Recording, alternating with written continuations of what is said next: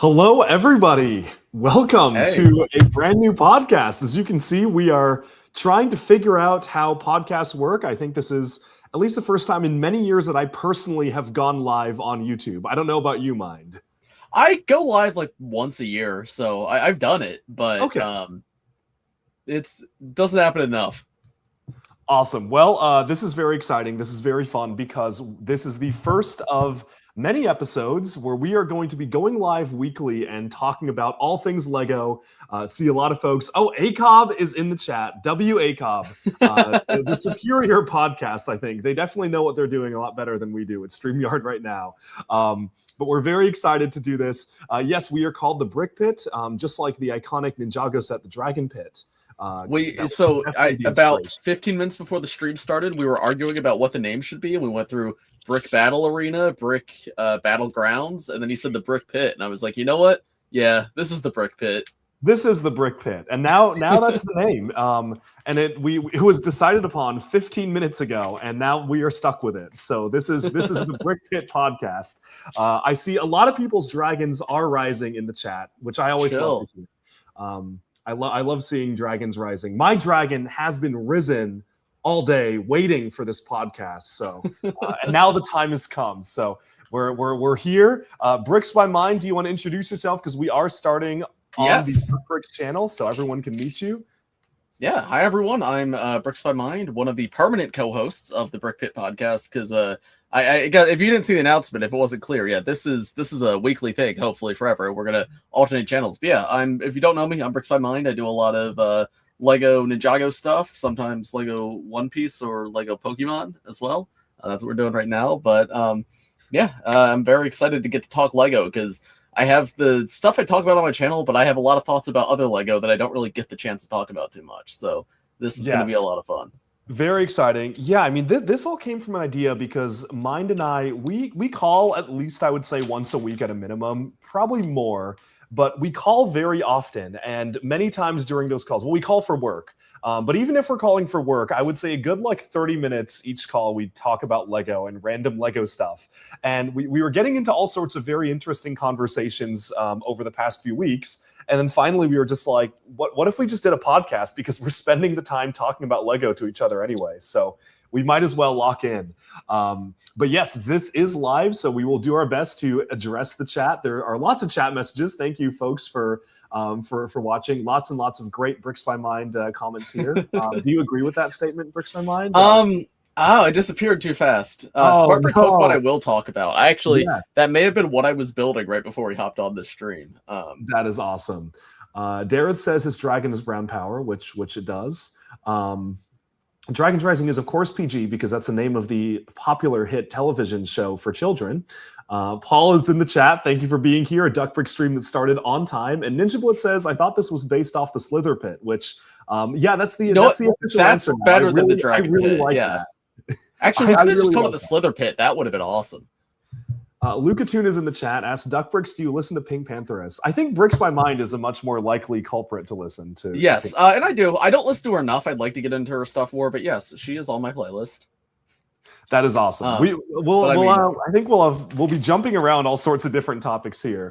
I'm trying to get. I know there's so many questions coming in, so I will try to save some and see what the chat has to ask. But I don't know if we ever. I don't think we actually had an itinerary or a list of. No, things well, there was one Lego set revealed today that we have to talk about, which is very funny to start the entire podcast talking about that set of all things. But I know we're going to talk about that.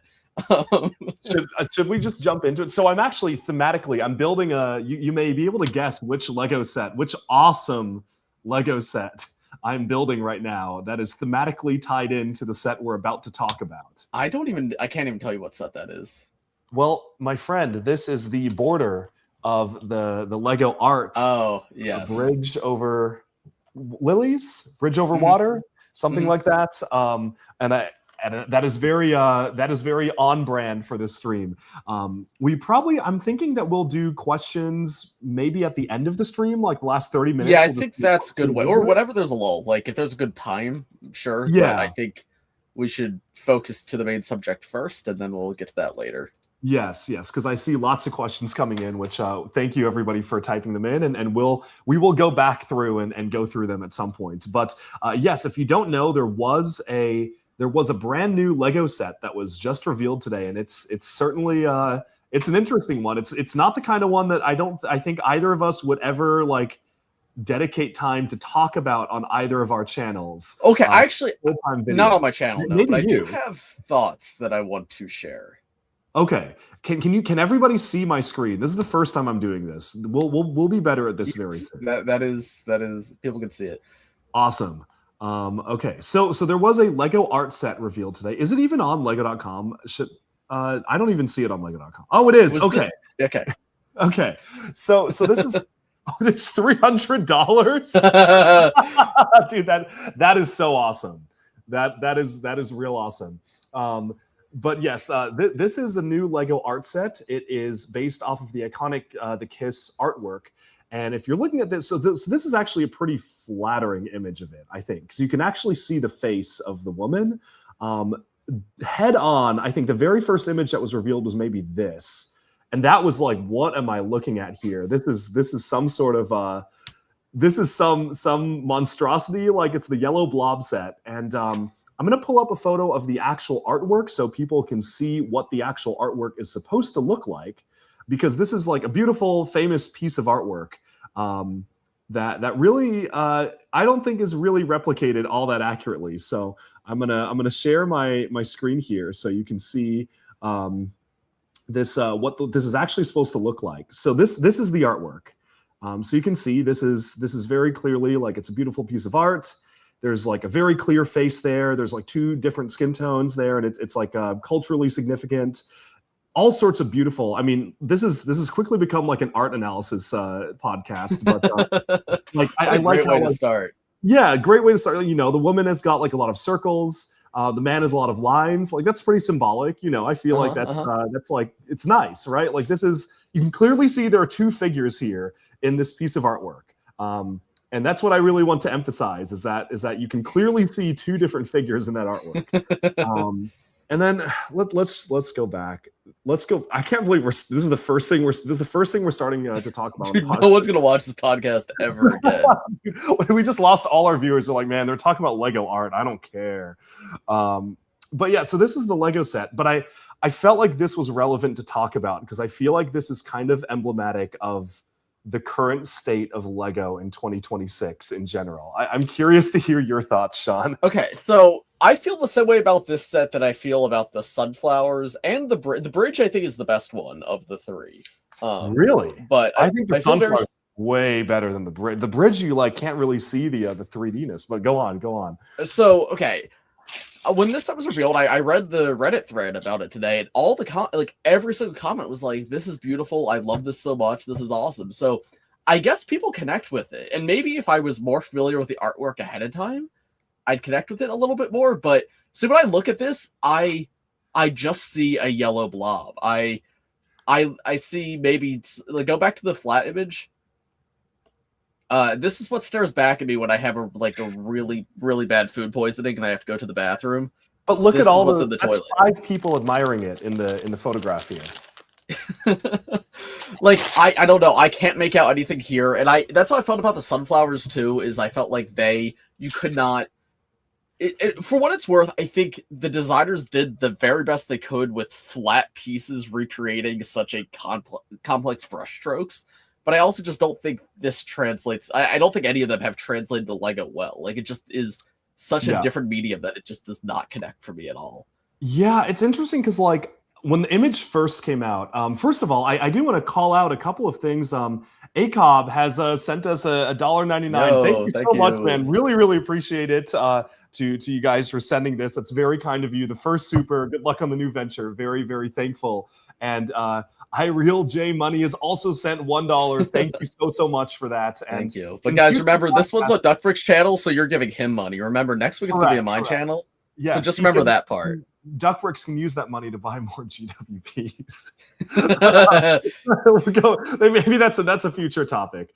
not episode 1. We can talk about that on my channel. That'll be episode 2, is addressing the controversy on my channel. Yes, addressing the Duckbricks controversy. That'll be episode 2. So the thing about this is that like I saw the image at first and I was like, that is like a disgusting blob. And I've seen the artwork before, and the real artwork does not look like a yellow blob. I think the real artwork is very beautiful and like it looks good. You make a good point about the colors all being too similar. That's actually that was my issue with the sunflowers too. Is I felt like Lego doesn't have colors to produce the colors that this artwork needs. Yeah. There's not a shade that would be perfect. So yeah, the two of them having the exact same color actually is pretty lame. Yeah, well, I mean, I guess the skin tone is a little different, but it's like a weird skin tone. It's very similar, and then the outfits are literally the exact same shade of yellow, which is not what the artwork is doing. So that is very unfortunate. This is Duckbricks. Your Ninjago on the left is missing a K in Duck. Bricks by Mind, that is your fault. Bricks by Mind created this artworort. That is my fault. I saved the PSD file. We'll fix it for next episode. Awesome. But I actually see. Okay, so I don't know. I'm just a little frustrated about this. I feel like this is just this is real. I don't know. It just doesn't feel like it translates well to Lego. There is, however, another set that just got revealed this week that at least I haven't talked about on any official channel. I don't know if you have. I don't think I have. You know which one I'm talking about, though, and that's the one everyone's asking for us to talk about in the comments. Yes. And that is the new SpongeBob SquarePants. Sorry, there was 2 sets revealed the other day. There is another one. There is another. We'll take it. Do you want to start with the BrickHeads? Yeah, let's start with the BrickHeads. Wait, why when I search Sponge, the first thing that comes up is Nia versus the Asian monster? Nia versus the monster. He's a real monster, all right. Okay. There's a lot of great comments here. The BrickHeads is so abominable. I think that's a very that's a real apt quote, I think. The problem to me is that SpongeBob as a BrickHeads is the most easy layup ever. Yeah, it's literally every BrickHeads is square. This is the first square character you've actually done, and you don't make him square. How did that happen? How did that happen? Look, just shrink it by 2 studs and he's perfect. But why is he so long? It's terrifying. I think I don't know what they were cooking with this one. I think the idea is SpongeBob's body, his face is longer than his torso, so this is the same height as a normal BrickHeads, but he's just got a shorter torso. But that just doesn't work. Just do the smaller style. It should have been SpongeBob and Patrick. Patrick is a normal BrickHeads, and SpongeBob's the smaller style. That would have been perfect. Right, and Patrick could have been this tall, because this is a little taller than a normal BrickHeads even. No, is he? I think it's exactly the same height, right? Is it? Because the torso's shorter. 1, 2, 3. Are BrickHeads 6 studs tall? 6+ with the top tile? Well, so a regular head is 4, and then there's additional 2 are normally bricks on a regular BrickHead. Yeah. No, but Shrek's face, that is 4 studs, and then right. Shrek's, but look at the size of his torso versus SpongeBob's. Oh yes, the torso's Okay, so the torso is smaller. I guess it's the height of a BrickHeads, but the head is correct. Really tall, which does not seem right. Yes. Man, BrickHeads is such an awesome theme, man. I love BrickHeads. I think all the comments seem to agree with us. I'm curious in the comments, does anyone... So when is the Z-Blob BrickHeads? I would also like to know that. There's never going to be Z-Blob in a set. Z-Blob will be in a Ninjago City 10 years from now. This is a really good question. Why is this $13? The Goldify says, why is this $13? Did they increase the price of BrickHeads with this? Yeah, BrickHeads went up to $13 and $25 this year for the 2-packs. They did? Yeah. No. 25 for... Oh, a 2-pack. Yeah, it used to be 20. Wait, when did that happen? January. Oh, January of this year, they all became more expensive? Yeah, including the old ones. Oh. Dude, I love inflation. Oh, man. This is SpongeBob Rectangle Pants. I agree. Um, hmm wow, that's something. Okay, well, I have a lot more thoughts on the actual SpongeBob set. What are your thoughts on this one? I think we texted about this briefly, but I don't think we actually got Yes. to talk about this. I'm very excited for this. I am a big I said Lego Pokemon was my most wanted theme for years, and then we got it, and I was like, I feel like I have everything I want now, so I guess SpongeBob I want to come back, and then this happened, so I don't even know what I want anymore at this point. But Wow. Okay. the like I have the critiques that everyone has. Like, I wish there was play scale stuff. I wish there was more minifigures. I wish it wasn't $220. All that being said, I think the builds of at least Squidward and SpongeBob's houses are perfect. Like, I don't like the interior detail is amazing. They look great from the outside. Like, that is everything I want from a SpongeBob theme. Patrick's house could be bigger, but it's also kind of boring to build, so I get it. And the minifigures I like, except for SpongeBob, I would have preferred the old style of torso. Interesting. Yeah, I'm a little so I think build wise this is actually pretty spectacular. I think that the build here is like undoubtedly really well done. I think that's like the SpongeBob house in particular is really good. I will say something. I'll admit this. I have no like emotional connection to SpongeBob, to be honest, at all. Like I never was into SpongeBob as a kid. It just never was really my show. I was really into Avatar: The Last Airbender, and as a kid, I was like, "You took away my Avatar: The Last Airbender Lego because you did SpongeBob instead." Which we now know is literally what happened. Lego literally said, "Let's see which one performs better," and then obviously SpongeBob performed better because the Avatar: The Last Airbender sets are like the worst Lego sets ever, and so that for me was like I was very very sad about that. But I got a few sets here and there, but yes, like I like it's very iconic, and I think they did a really good job. The black box, though, I think this is very emblematic of like what is very annoying to me about Lego these days. I think that Lego has lost a little bit of the magic, maybe a lot of the magic of like why I got into Lego to begin with. And I think that like I don't know, SpongeBob is still airing and it's a show for kids, but it's very funny to me. I think there's an evil trifecta of like Black Box SpongeBob, Black Box Sesame Street, and then maybe Black Box Winnie the Pooh is the makes up like Satan on the head of the crown. Yeah. I think those three are the most evil ones. Yeah. No, for sure. I mean, Sesame Street not only being a black box, but being one of the first ones is always so fun. Like, it's like, guys, we're trying this new thing, adults only. We're starting with a preschool show. Yes. Yeah, I don't like. I agree. I mean, it's so bleak what the box arts have become, and I don't like 18 plus as a marketing tactic. But I can't lie that I'm excited for this. I do love SpongeBob. SpongeBob is just one of those things that just tickles a certain part of my brain. I've been collecting old SpongeBob. Literally a month ago, I bought the original pineapple, and then I got home and I went, "Wait, aren't they making a new one of these? Why did I do this?" That's so funny. Well, I still haven't built it. I don't know what I'm going to do with it. Now you can put out Bricks by Mind compares old SpongeBob with new SpongeBob. That's I mean that's a video there because I don't care about that. That's literally what I'm going to do because what else am I going to do with that thing? Perfect. But no, I mean I think it's pretty bleak. It's like themes are coming back, but not really. Like Lord of the Rings is back, but not really because everything's like black box. 18 plus only, and it's not an actual theme, and we get like one good set a year. Although maybe that will change. In LAN, are you allowed to talk about text-based rumors or no? No. Oh man, this sucks. It's just like I'm back in LAN again, but without the free sets. This is awful. So okay, and you're live. So we are live. Yeah, I just wanted to check. I was just curious. No relation to what I was saying about a certain Lego theme, but historically, Lord of the Rings, one of my favorite Lego themes, was a full-on play theme, and now we just get a big set a year. And I feel like SpongeBob, in particular, like Lord of the Rings, I think maybe you can make the argument that like way more adults are into that than kids nowadays, but SpongeBob is airing right now still, and it's like for children. So I think it's very. It's very unfortunate to have just be limited to this, but it's like better than nothing. Well, another side of how bleak things have become is I look at the set and I go, wow, at least it's only $220. At least it's not a $500 set. Dude, I love it was $17.94 pieces. Price per part is not everything, which we know. No. I honestly like looking at this. I don't know. Maybe 220 is not that bad, or maybe I've just lost the.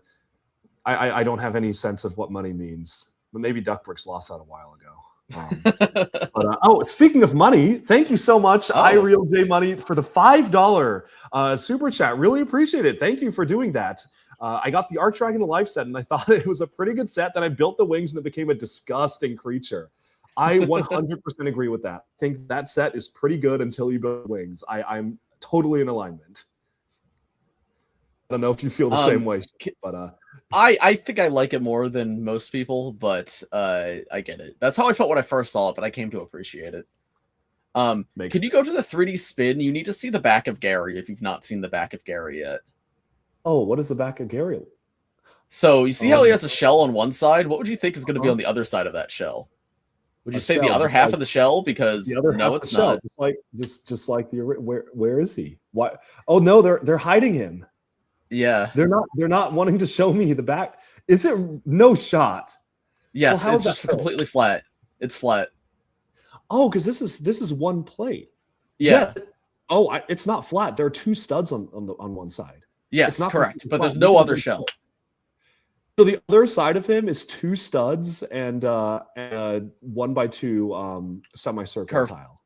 Yep. Dude, correct. That is so awesome. Didn't they nail Gary when they put him out like in OG Gary? See, that's my only connection to Lego SpongeBob is Gary, because I loved like the little Gary build that they did. Yeah, they had it perfect back in like 2008 or whatever this was. They had here. I've pulled up the Gary. Oh, I need to reshare my screen every time I do this. Very cool that I don't know why the Nui temple is in the back there, but I guess that works. But yeah, they had this perfect. They literally had this perfect back in the day. Like they could have just done this again, because then you can see it on both sides. The colors were wrong here, so they could just fix the colors and then just fix the colors. Otherwise, that was perfect. Yeah. Wow, that's very funny. That is very. Speaking of the figures, though, how do we feel about the minifigures? Because there's been a lot of like discussion about this. Yeah. I was talking to friends of mine who really do not like Patrick. They saw this when it leaked and they're like, Lego fell off so hard. People are I don't know. People that I talk to are really angry about that. I like it. Honestly, SpongeBob is the one I have the biggest issue with. I think the new torso is just unnecessary, and I would have preferred the old torso style with dual molded arms, because I think now you went too far with the arms. Now he has just long white sleeves instead of having short sleeves, which is the whole point of like adding the sleeves. Right. Yeah, I mean, I can see what they're doing with it. I honestly, now that you bring that up, that makes sense. I didn't even think of that. I mean, the minifigures otherwise, I think, are quite upgraded. Like the dual molded legs for SpongeBob are nice. Like the dual molded legs for Patrick are really cool. Yeah, I think Squidward's perfect. Yeah, and did you notice they have there's a hole in Squidward's head, so you can if they want to do a future set. Which I'm sure if this sells well, which like I would be surprised if this set doesn't sell well. I think. Yeah, no, I think this is going to do really good. Yeah, I think it's going to do really good. And then probably next year or the year after, they're going to do they'll probably put both restaurants in one set. I could see them doing it in charge. Oh yeah, and it's going to be that's going to be our $500 set. Yeah, it's going to be both restaurants. It's going to be the Chum Bucket and it'll be the Krusty Krab and that is Stud City in the chat. Stud City is in the chat, dude. The Stud City shop. Stud City. Stud City.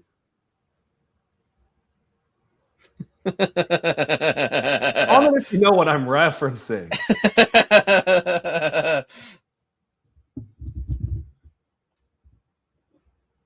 That was my Stud City moment. I just had to. I had to do a Stud City. But yeah, I mean, like, I think the figures are big improvements. Other than Gary, I actually think Gary is a downgrade. I guess they filled in the shell, but at what cost? Yeah, it was already pretty perfect. Why is there a Duckbricks logo over my head? That is a great question. Has it been there this whole time? I think so. I just checked the live stream and it's there. Dude, that is so awesome. I don't know. I really don't know. Oh, it's bigger now. Well, so there needs to be okay, here, we'll move it over to my head. Okay, that makes more I don't know how to make it. Oh, no, it's gone now. Okay, great. Okay. I just need to click on it. As you can see, we are figuring out this live stream thing, but okay. All right. So anything else on the SpongeBob set before we move on? I mean, the interior is awesome. Like, there is so many like references and stuff, which I know that's all Lego is these days is references, but I like it. It makes me happy. ATST.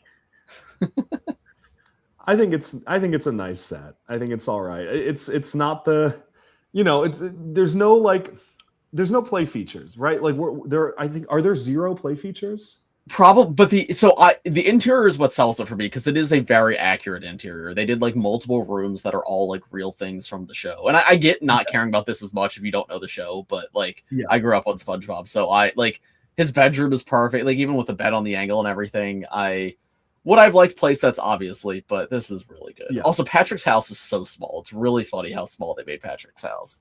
See, I have no sense of relative scaling, because I didn't watch SpongeBob ever. So, is it not supposed to be that small? Like, no, I think it should be about like the width of the other two. Like, obviously not as tall, but it should be about as wide as the other two. That is funny. Well, it's probably because they just went off of the dome elements, right? Those are just the existing dome pieces. It also could have been a budget thing. They had to cut something that's like, well, might as well reduce the size of the rock because it's just a rock. Everyone's saying, can you talk about Doodle Bob? What is Doodle Bob? I know a lot of people are excited about him, but I didn't watch SpongeBob, so I don't know what that is. He's from an episode where SpongeBob gets like a magic pencil and draws himself, and the Doodle Bob's like the evil, disgusting, messed up SpongeBob. That's just like the hit movie Harold and the Purple Crayon, starring Zachary Levi. Yeah, exactly. It's the same sort of thing. But yeah, he's out in front of Squidward's house in the main image. That is awesome. That's a cool. That's cool. It's a cool reference. Another thing too with this set is it's actually based off the show, which very few of the original SpongeBob sets were. Like, I don't know how much you know about all this, but like a lot of those sets just made things up, which is really strange when it's like a kid show with no lore. Why are you making things up? I did not know that. I didn't watch SpongeBob, so I always like my understanding of SpongeBob is just the Lego sets. So like in my head, the set where there's superheroes like in a boat. Yeah, is that not in the show? So there's a similar thing in the show. They there are episodes where they dress up as superheroes, but I believe they have never worn those costumes in the show. Those costumes were made for the Lego set. Yeah. What? Yeah. When I saw that, so someone said, okay, first of all, we got another super chat. Mr. Wayne says, I just got the new Ninjago wave early at Target. Where do you live? Are people? I saw someone today posted they found the Smart Brick sets, the Smart Brick Pokemon sets at Target. So yeah, stuff showing up. Yeah, that's crazy, man. If I didn't live in New York, I would go on a hunt. In New York, you're lucky to get like a $20 set that came out last year in a Target. The Targets here do not stock Lego because they're city Targets. But that is very cool. Did you get any sets? We also someone said the superhero set is from a book. Yes, yeah, that's what a weird. Those designs are in a book. Yes, it's very bizarre like what they chose to make. So like this is the SpongeBob people know and that's part of what gets me excited for this set. Okay, well that's exciting. That's cool. Also, I think it looks nice. I want to talk about the color of SpongeBob too for a second because they made a bright yellow instead of regular yellow, which I kind of disagree with. Some of the in the early seasons and in a lot of official art, he looks more like this, but I think the normal yellow is more accurate more of the time. I could see it going both ways. You would know better than me because you actually watched the show. But, so if you Google search SpongeBob, the first image looks like this, and that's the theory. Is they looked at the first image and made it look like that. Right. But if you look at screenshots of the show, in my head, I think he looks right because like when I think of SpongeBob, the image like he's that color and not. It's not terrible. I would have preferred normal yellow on him. That being said, Patrick and Squidward, their colors are so much better. Like look at the colors of old Squidward. I don't know how they got to that. Like. It's probably because they didn't have like that. This is the new pink, right? Is this the new pink they introduced just for Patrick? Old Patrick wasn't too bad, but old Squidward was sand green with like a tan shirt. What color was the shirt? He was sand green with tan shirt. Yeah, I'm pretty sure. Yes, yeah, and it's just completely off. Like you look at this and look at that, and it's like that was not Squidward. This is Squidward. Yeah. No, that makes sense. I think they look good. It's also like it's interesting to me how similar the Squidward head mold is to the original one, but it just doesn't like it's a different color and it is not just the old mold brought back because they put the little hole in the top. His nose is also wider on this one.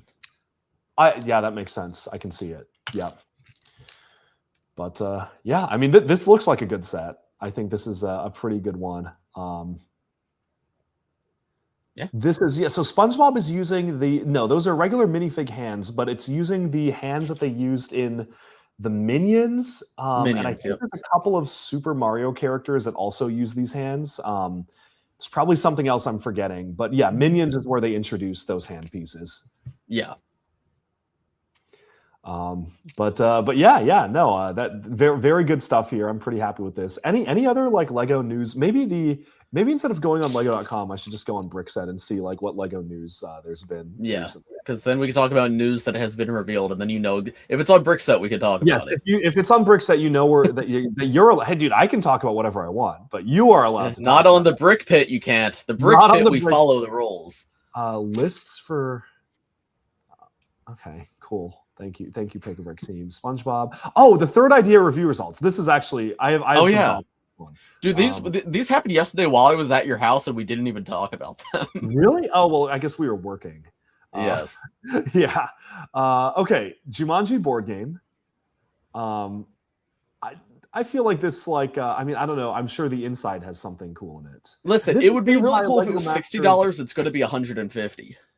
Oh, that's the inside. I thought it would like be a pop up into something like cool. This is not that interesting. It's a bit. I mean, I guess it's accurate to the. It's probably accurate to the movie. I don't know, man. I'm not like riveted by what I'm seeing on screen here. It probably will have something inside, right? Surely. Yeah. So no, I just sorry. This is very annoying. How I don't know how to screen share and show all my tabs at once, so I have to keep stopping my screen. Oh, window. Wait, no, I can just choose a whole window.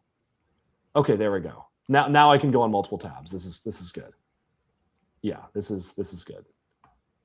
Fantastic. Right? Is that working? Yes, okay. Yeah, you're good. Yeah, so this is what it looks like. On the inside, it's like a board game. I don't know. Like I'm not super enthused by that.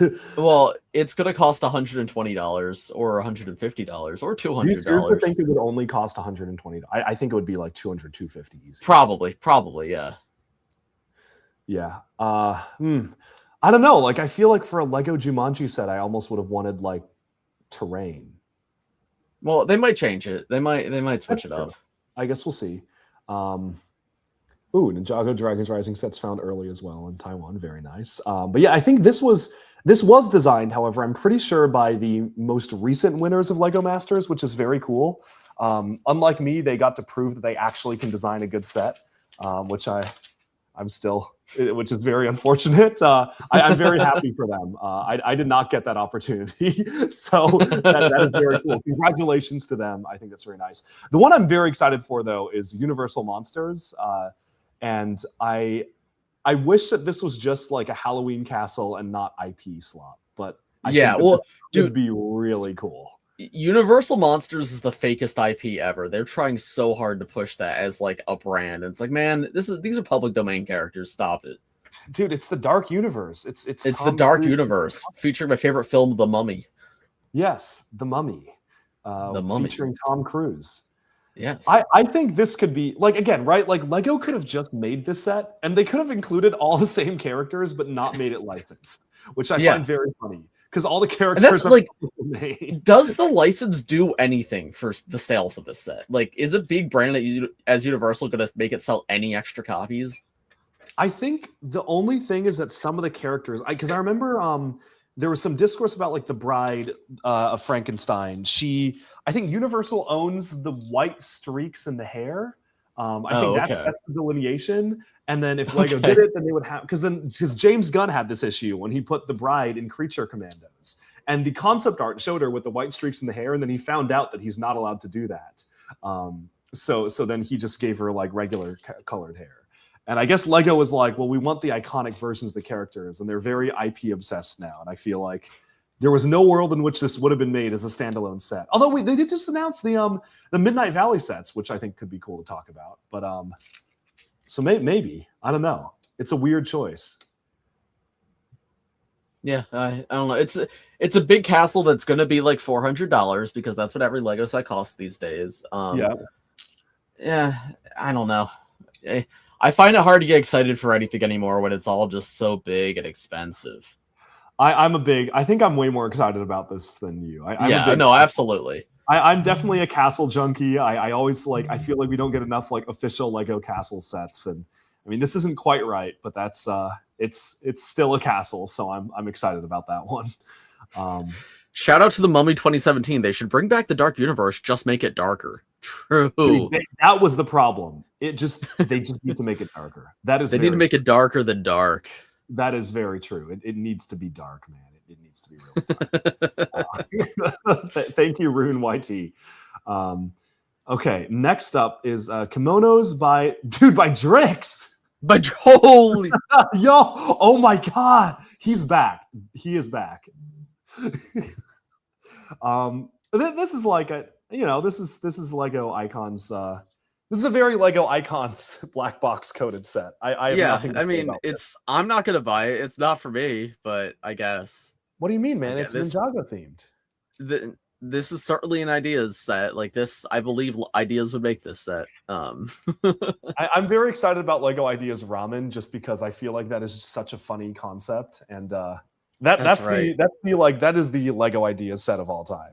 The ramen bowl. Yes.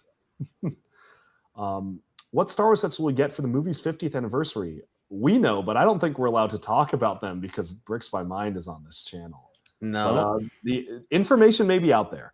Okay, so the other strange thing is that Parking Lot Editions is iMac G3.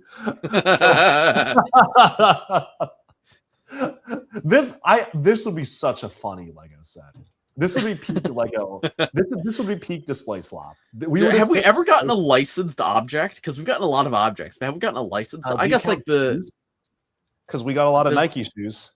Yeah, and there's the Stratocaster guitar. Yeah. No, okay, no. So we've got a few. Though. Well, we've gotten game consoles, but no computers. Yeah, that's okay. Okay, so this isn't too out of the realm of things we would get.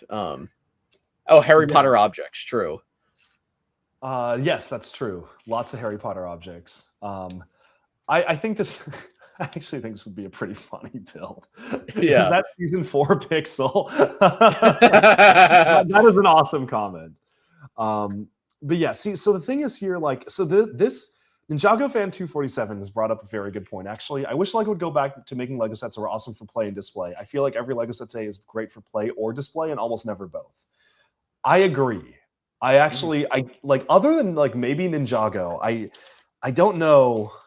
I don't know. I feel like Lego has kind of lost the plot a little bit in terms of icons. Well, it feels like they went from having age rangings to having two. It's either it's for babies or it's for grown-ups, right? Yeah. Because that's I hate that play scale stuff has to be smart play now, right?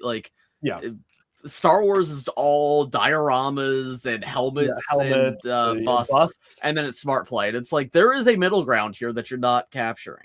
The middle ground was the Imperial Shuttle Tidarium that just came out for $140. Right. Sorry. Yeah. The sets that don't fit into that are super expensive. And yeah, Ninjago has been good about it in the past because most of the I think the Ultra Combiner mech is a really great example of it's got an awesome play feature, but it looks so good when it's just on its own on display.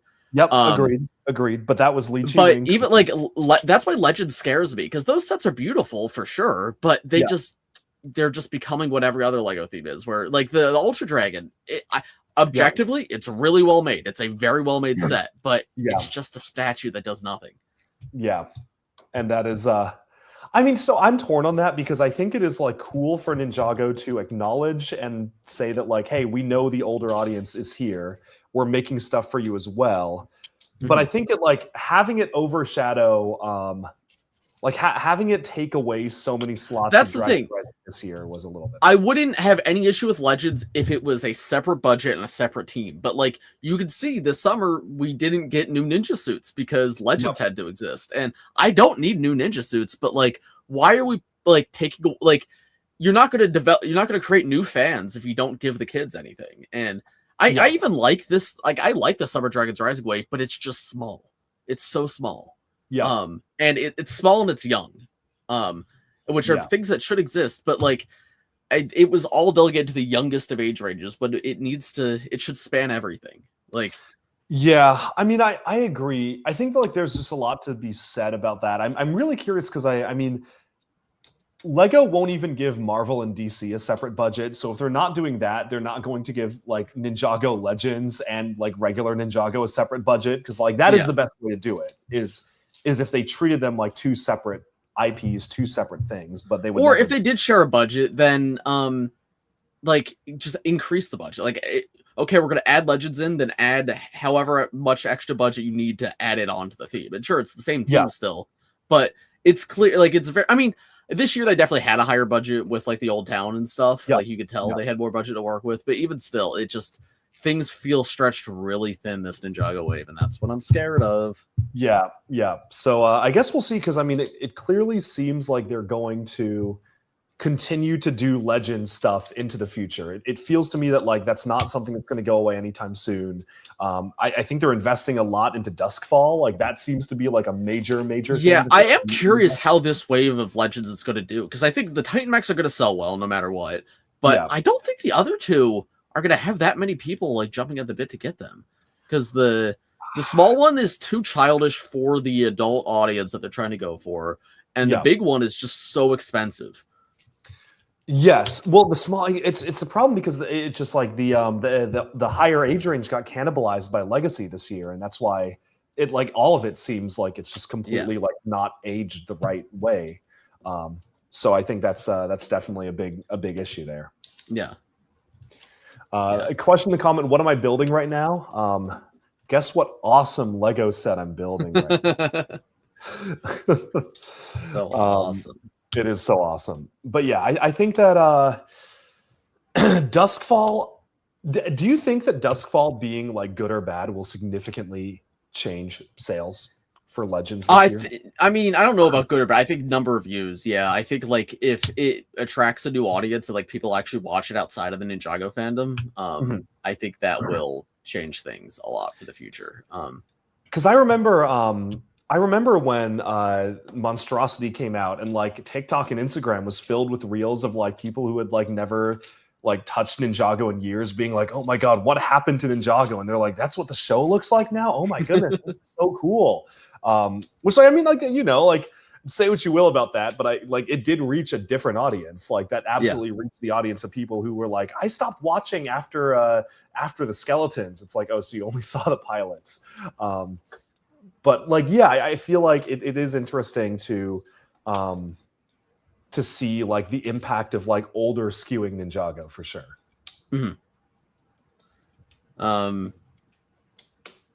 As cool as the Duskfall Ultra Dragon is, I'm thinking, why would I risk spending $200 on something I have no clue on when I could use that money for something I'm more familiar with? Yeah, that's how I feel about it too, and that's the big budget for an Ultra Dragon versus Great Devourer. Did I lose chat? Did I lose Bricks by Mind, or did Bricks by Mind lose me? Oh, I'm back. You're back. Am I back? Okay. I think you're back. Yeah. I don't know if that was my Wi-Fi or yours. Both of us turned into spinning circles for me, so I don't know which one of us it was. Oh, okay. Well, I don't know then.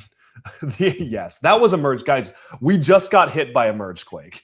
We just got hit by a merge quake. Which my mind is dying. Where did he go? Where did he go? I think he got the wasting sickness. But yeah, I don't know. This year's Legends feel so baffling to me, and it's a shame because I liked last year's Legends, but the decision to be like new ninja team in the future, it's just the same thing, but it's characters you don't know. I don't love that. Like, and that's why I like the Dragon's Rising new ninja a lot, because it's interesting. I don't think. Well, again, maybe the special will change things, but like, it's still the same. It's the Fire Boy, the Water Girl, the Ultra Dragon, water and lightning. I think she's water and so it's a little different. But like, compare that to like the new ninja team from Dragon's Rising, where it's technology, nothing, Quake Snake. Like Wildfire is the most similar, and she's like hugely different from Kai. The problem is that like you see one of them is a disgusting reptile, and that doesn't sell well. Hey, Frack is my friend. What a disgusting creature. I don't know, but we'll see. I mean, Lego never sticks to a sub theme for more than like 2 years, so if we get if we're 4 years into Legends 2 years from now, then I'd be surprised because like I would not be shocked if this year or next year is the final wave of Legends. I don't think so actually because they're doing a whole show based off of it, right? Like Duskfall is getting a whole show and not just a special. Well, we don't know. Is it Duskfall or is it? We don't know what sure. it is. Yeah. We don't know that for sure, but the Amit said it's a new Ninjago anime, and I feel like it has to be Duskfall because why else would they put so much effort into like all the character designs, all the like the timeline, everything? Like, and if Duskfall's a pilot for the thing next year, then I think I will like Duskfall more. That's the other thing with Duskfall. It's like and to be clear, I don't have any inside information here. Like I'm saying, like based on what we know, I'm pretty sure it is because. Why would I actually didn't consider that. That would be interesting. That would be interesting. Because that would mean, okay. I would accept because that's my thing. Is the way I've been feeling about these Legend sets is like you drop $200 for something based on a 15-minute short and characters you're never going to see again. No, but it has to be a show next year. Maybe. Well, how do you feel about last year's Legend sets? Because that was also a 15-minute short, and we're never. But it was the characters. It's the characters and timeline we know, so that feels like it's a part of the same world. Okay. So that's the difference for you. Yes. I actually think like the Guardian Dragon. I do feel like is weird in my collection. Like it's a great set. Don't get me wrong, but like I look at my Ninjago shelves. I'm like, here's all these things from all these seasons, and then it's just like. This green dragon that's like the abstract concept of Ninjago that's like technically canon, but it's a statue and it's like so different from everything else. It's an impressive set, but it is so different that it's not my favorite set in my collection. Yeah, I don't know. I think I'm definitely I'm much more. I think I'm a lot happier about the 200 years in the future thing than you are because like I think that what I've been asking Ninjago to do forever is to tell its own story and not keep having the same ninja keep popping up again. And I think going like I guess we don't know how many years, like however many years in the future, like it seems like many years in the future, in the far future is what it seems. Or at least a generation removed from the ninja is the implication. I think that like that is actually a really good idea because then you can focus on different characters, right? Like you can focus on completely different things. Like I don't disagree with that sentiment. However, they're not focusing on different things. They're focusing on the Oni and the Great Devourer and the Ultra Dragon, which are all things we've seen before. Okay, so I'm much happier with them focusing on the Oni because the Oni didn't get to do anything. Like no, the Oni are fine. The Oni are fine, but the Great Devourer and the Ultra Dragon that bothers me. It's like, and I don't like the implication that it's. Every couple hundred years, every 1,000 years, whatever it's going to be, these two just come back and they fight each other, and it's the next generation of the Great Devourer and the Ultra. That makes season 1 so much less cool. If this is just a thing that happens, dude. The Great Devourer is just like the Overlord. You can't ever actually defeat him. The Great Devourer is the Overlord number 1. Okay. Oh. Thank you, Tommy, for that piece of lore.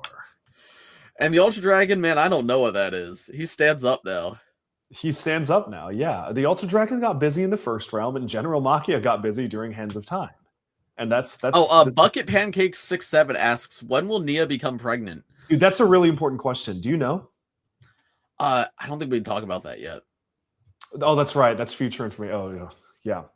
That's right. Keep watching. No spoilers. No spoilers. Ninjago Duskfall, dude. Where did all the Ninjago LARPers go? They're on to classic Batman now, and it's really, really funny. It's really funny. That is, yes. All the Ninjago LARPers have moved on to classic Batman, and the best thing is that we like so Bricks on Mine and I don't have we talked about this online. I don't know, but we are working on probably at least for me, it is the biggest endeavor that I've ever embarked on in the entire history of Duck Bricks. I don't know if you can say the same. I can certainly say that about what we're doing on my end. That is, you're putting a bit more into it, but phically in terms of your space and financially in terms of what you've had to purchase for it. So I would say more like even the time, like dude, when I flew to Sun Cities. Okay, so we're getting ahead of ourselves, but we are going to launch a series this year. That is the promise is that it will start this year. It will not finish this year. That is mathematically impossible for it to finish this year. But the series will go every week, alternating channels, and it will probably run like an entire like year long. It may run every week for like 12 months. And it's going to alternate on one week will be my channel, one week will be on mine's channel. I also just realized that then we're going to have like we should time it so that it's opposite on the podcast. Oh yeah, yes. That's actually a really good point. Yeah. Yes. So we'll figure that out. But the video series that we're working on is every single Ninjago set ever. And we're going to go wave by wave and do an in-depth, like very, hopefully well-produced, like better produced than usual Duckbricks video slop, like actually well-filmed. Every Ninjago set ever, every minifigure, we're going to debate, we're going to rank all them. It's going to be crazy. So we're very excited. Why was I talking about this? There was a reason why this came Ninjago's, well, I think you were tying into the point. The idea was to have this for the 15th anniversary, but we are not making it to the 15th anniversary. Yeah, well, yes. And we'll start on the year of the 50. Yes, even the polybags, even the magazines, every promo item I can get my hands on. Yes. But this train of thought came up because I was saying the Ninjago LARPers. Oh, the Ninjago LARPers, yes. Yes. So earlier this year, I was like, well, if we're doing this video series, we're going to need to cover everything, even every polybag. And I was like, okay, well, at that point, I have a lot of them sealed already.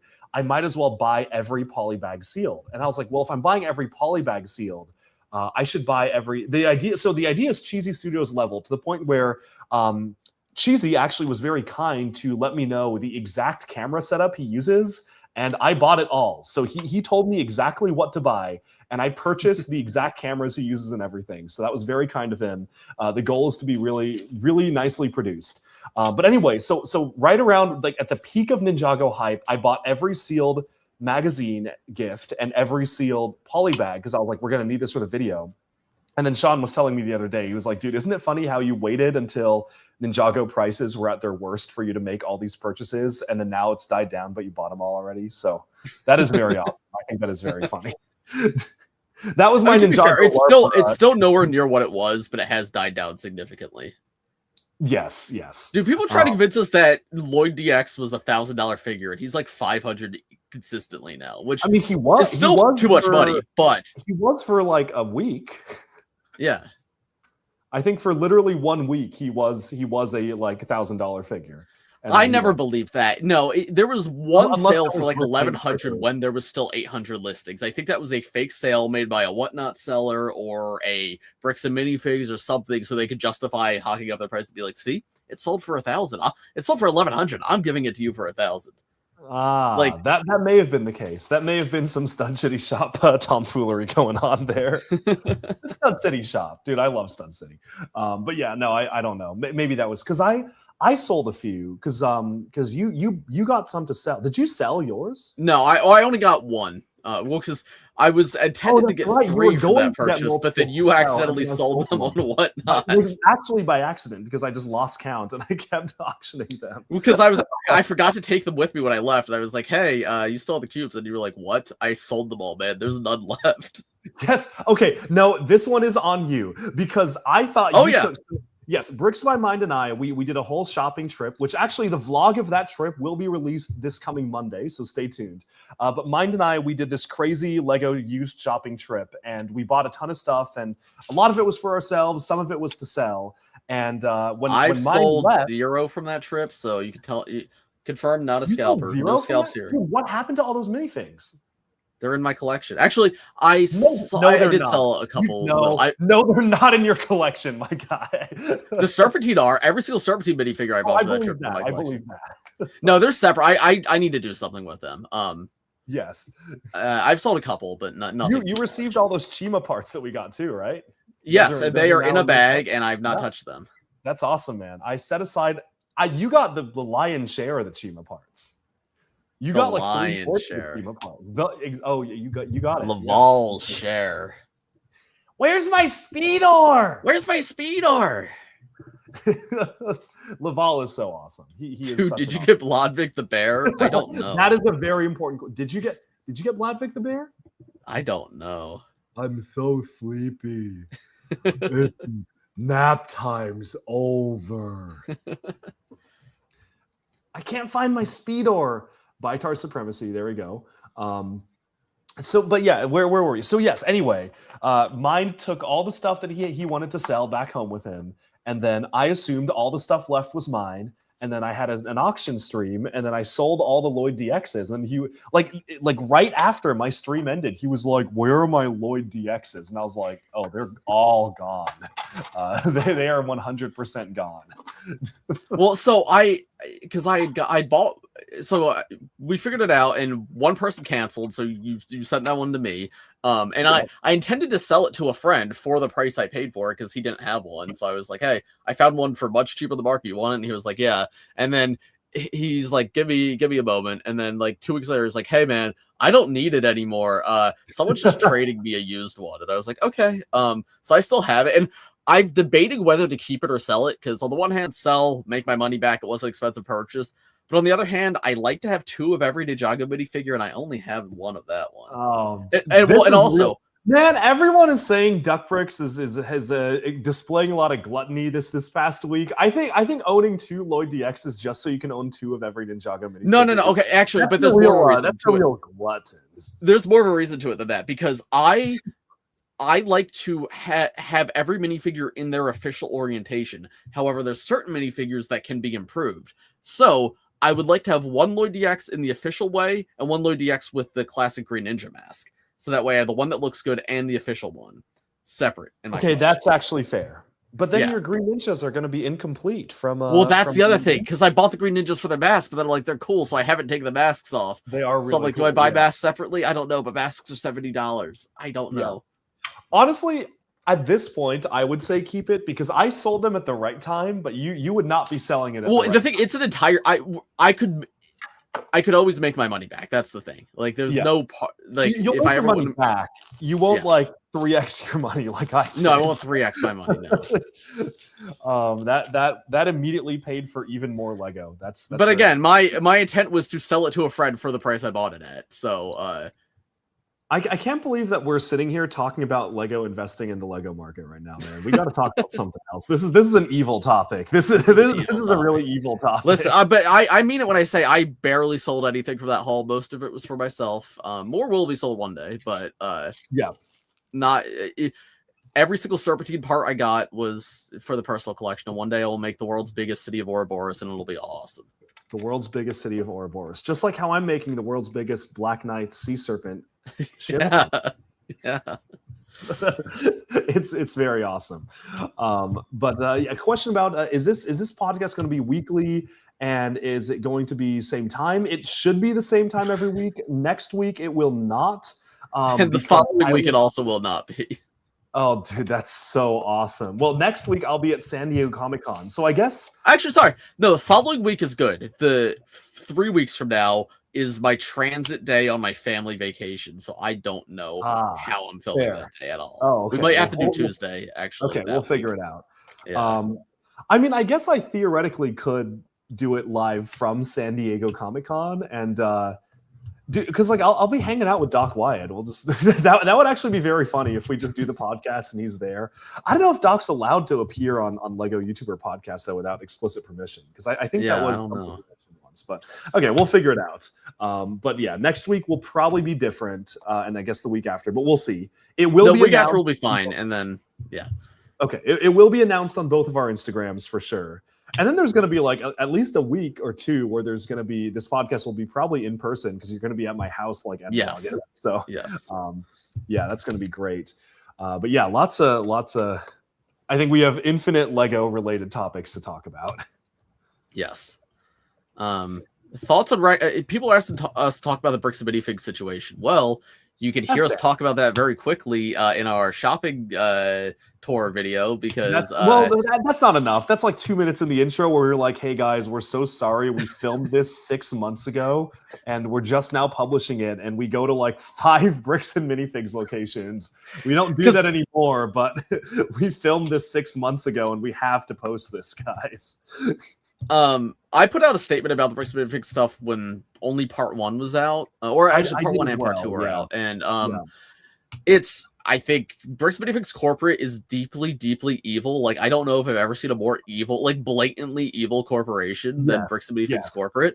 I think most of the local owners are very nice people. I've met many local owners who I've had nothing but positive interactions with. I did a sponsorship with my local Bricks and Minifigs like 6 months ago. That was wonderful. That being said, even though I feel bad that they're caught in the middle of this, their profits still go to corporate. So I don't feel comfortable shopping there until like everyone is ousted, and I don't think that's happening. So I'm just not gonna. I'm not shopping at Bricks and Minifigs anymore, which is a shame because again, I feel really bad for the owners, the employees. They are some of the nicest, coolest people I've ever met in the LEGO community. But unfortunately, they're caught up in this business with some dark, evil people. So yeah, it's just really unfortunate for them. But I feel like I really hope the franchisees are able to find a way to break away from the corporate name. I think that would be the best case scenario. Well, and I don't know how much you know about the contract because I have a friend who was a former manager at Bricks and Minifigs. And he was telling me like the contract, but I believe I'm sure it's ironclad. I'm sure it's like was like you're locked in for like I think it's like 3 years, and then after a year or two, it becomes like 9. And then there's like a non-compete, so you can't make another Lego store in the area for years after like if you leave. So it's like that's evil. They're really trapped. I mean that's wow, that's really bad. That's very unfortunate for them. I wonder if there has to be like a civil suit. I wonder if there's anything they can do to get out of the contract because corporate mismanaged the situation so badly that like they are getting. I think that'll depend on the result of the Reckless Ben lawsuit because yes, the other thing is Reckless Ben. I do not like his first video. I think his second one's really good, and I have not cared to watch the third. I think the first bit was very stupid of him to represent himself in court. Why did he do that? Man? Why did he do that? But the first video, like there is moments that are really good where he shows like, wow, this corporation's really messed up. But he spends like the video's funny. The video's objectively funny, but I think he distracts from the purpose of the video a lot, which is like showing the corruption and like expose it. Instead, he's just like, and also it's so clear. Like the entire video is like. So we found a trick in the law that'll allow us to do this. But he's not talking to a lawyer, and all of his little tricks are just not true. Like, that's not how the law works. And then actual lawyers made videos, and they're like, man, none of this would have worked. Like, what are you doing? He's just, like, committing fraud in the video, which, don't get me wrong, Bricks and Minifigs are the bad guys in that video. Like, they are deeply evil, and he does expose that. Yes. But then half of the video, and then he also shows up naked outside the store at the very end, and, like, listen, I assume that part was scripted. I assume he knew it was shut down at that point. But if it wasn't, he was about to show up to a children's toy store in only his underwear. If that had happened, you would get put on a list permanently, and you'd never be allowed to go anywhere ever again. And I just go to Bricks and Minifigs ever again. It's all good, man. No, it would be more than just Bricks and Minifigs he'd be banned from. So I think the actual Bricks and Minifigs stuff is very compelling, and I mean, he was a big platform who put it out there. There's value in that. And also, his second video I thought was really good because it was just showing. Yeah, the second video was just like, dude, we live in an evil police state. And I was like, yeah, I mean, that's not really news, but that's pretty unfortunate to see on video like that. Oh, did we lose Bricks by Mind? My camera died. Yeah, I need to get a real webcam because I've been using my nice camera, which it makes the picture look great, but it overheats after an hour. So. I'll be back in 5 minutes visually, but I'm still here to chat. Yeah, Bricks by Mind is in the void right now. I'm in the land of monsters. He is in the land of monsters right now. That's really something. But yeah, no, I mean, I think like I totally agree with you about like the Reckless Ben stuff. I think that the thing that frustrates me is that I feel like he seems like a nice enough guy, and he seems like he's trying to do his best. I think somebody like 5% more competent than him probably would have been able to solve this a lot faster. I don't know. Right. Like if this video was made by CoffeeZilla from the beginning, like this would have been like the biggest video of all time. It would have been awesome. Yes, but also I will say counterpoint devil's advocate. I am curious. Like, do you think the video would have blown up as much if it was a lot more like straightforward? Like, I don't know because genuinely how big this video got baffled me. Like, I watched that video and I'm like, oh, that wasn't very good. And then I'm online and everyone like I watch a lot of YouTubers who aren't into Lego at all, and they're talking about it, and everyone's going, "This is the best video I've ever seen." Right? Yeah. I was expecting the take to be like, yeah, the video was a little weird, but wow, Bricks and Minifigs is evil, because that was my take. But Right. everyone was like, "This is the greatest video of all time," and I'm like, "Where? What did you watch something else?" Dude, even dude, Cerisa knew who Ammon McNeff was, and that I mean, Cerisa he works with us, and he could not care less about Lego, and well, maybe he does a little more now. We were having dinner with him, and he referenced Krager's Fire Striker, which shows the impact we've had on him. But when the story was like breaking, he was like, "Dude, do you know that Ammon McNeff guy?" And I'm like, "How the hell do you know who Ammon McNeff is?" And that was right on the cusp for me, where I was like, "Wow, this went really big." When my friend who doesn't care about Lego whatsoever started knowing about that.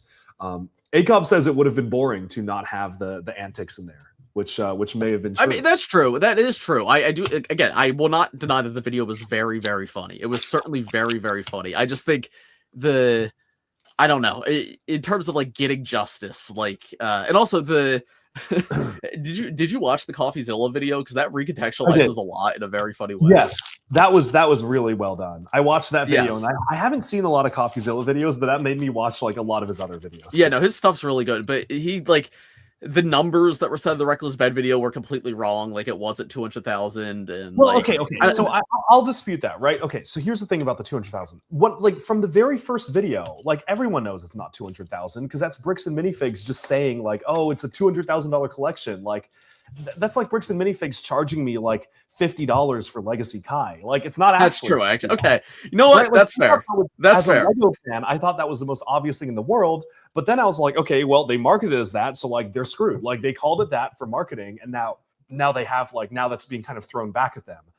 I thought that it was very obvious that was not the number, but I guess to the general public that was not obvious, because the general public doesn't know how Bricks and Minifigs work, or doesn't know how Lego works in general.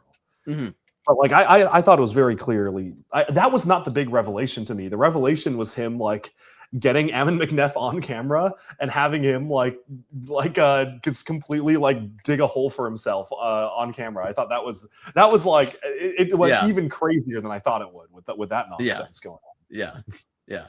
Oh yeah, and I mean, someone said their dad brought it up. My dad too. My dad was around a similar age. I was out on a trip, and the first thing he asked me when I got home, not how's your trip, how are things. He was like, so what's up with this Bricks and Minifigs thing? What's going on there? My dad did the same thing. He sent me a link the other day, and it was like, dude, this is crazy. And it was some random lawyer reacting to it.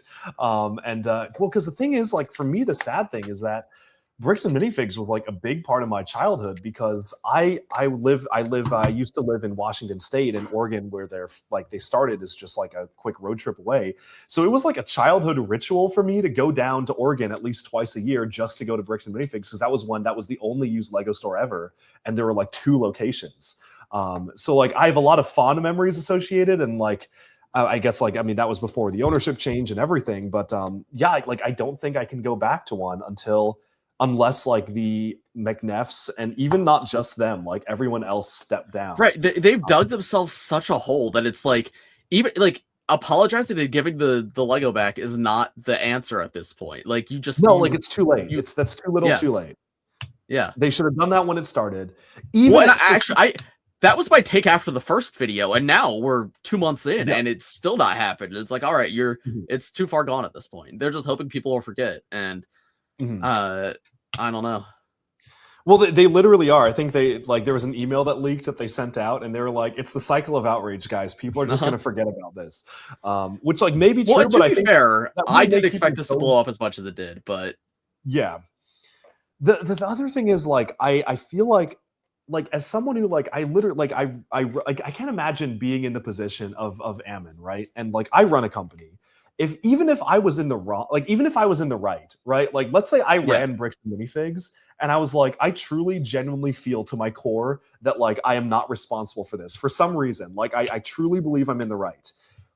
It is the responsibility, and I'm not saying just buckle to anything, but if something goes that big, I'm literally saying it's just stupid of them to have not just paid him and called it good, because you are putting your employees, you're putting the people that use your brand. You're putting the contractees of Bricks and Minifigs, or the contractors, the people running the stores, the franchise owners, the franchisees. You're putting the franchisees at risk, and you're damaging the people that put their trust in your business because you won't make it right. It didn't even matter. They could have, like, Bricks and Minifigs could have been in the right, and they still should have apologized. But the fact that they are obviously in the wrong and that they still are not resolving it is ridiculous to me. I think it's absolutely insane. That's like, I can't imagine to someone who actually runs a business, like, I would never do that, like, just from a PR perspective. And they are also very clearly in the wrong, and so it's just, the whole thing is very silly, I think.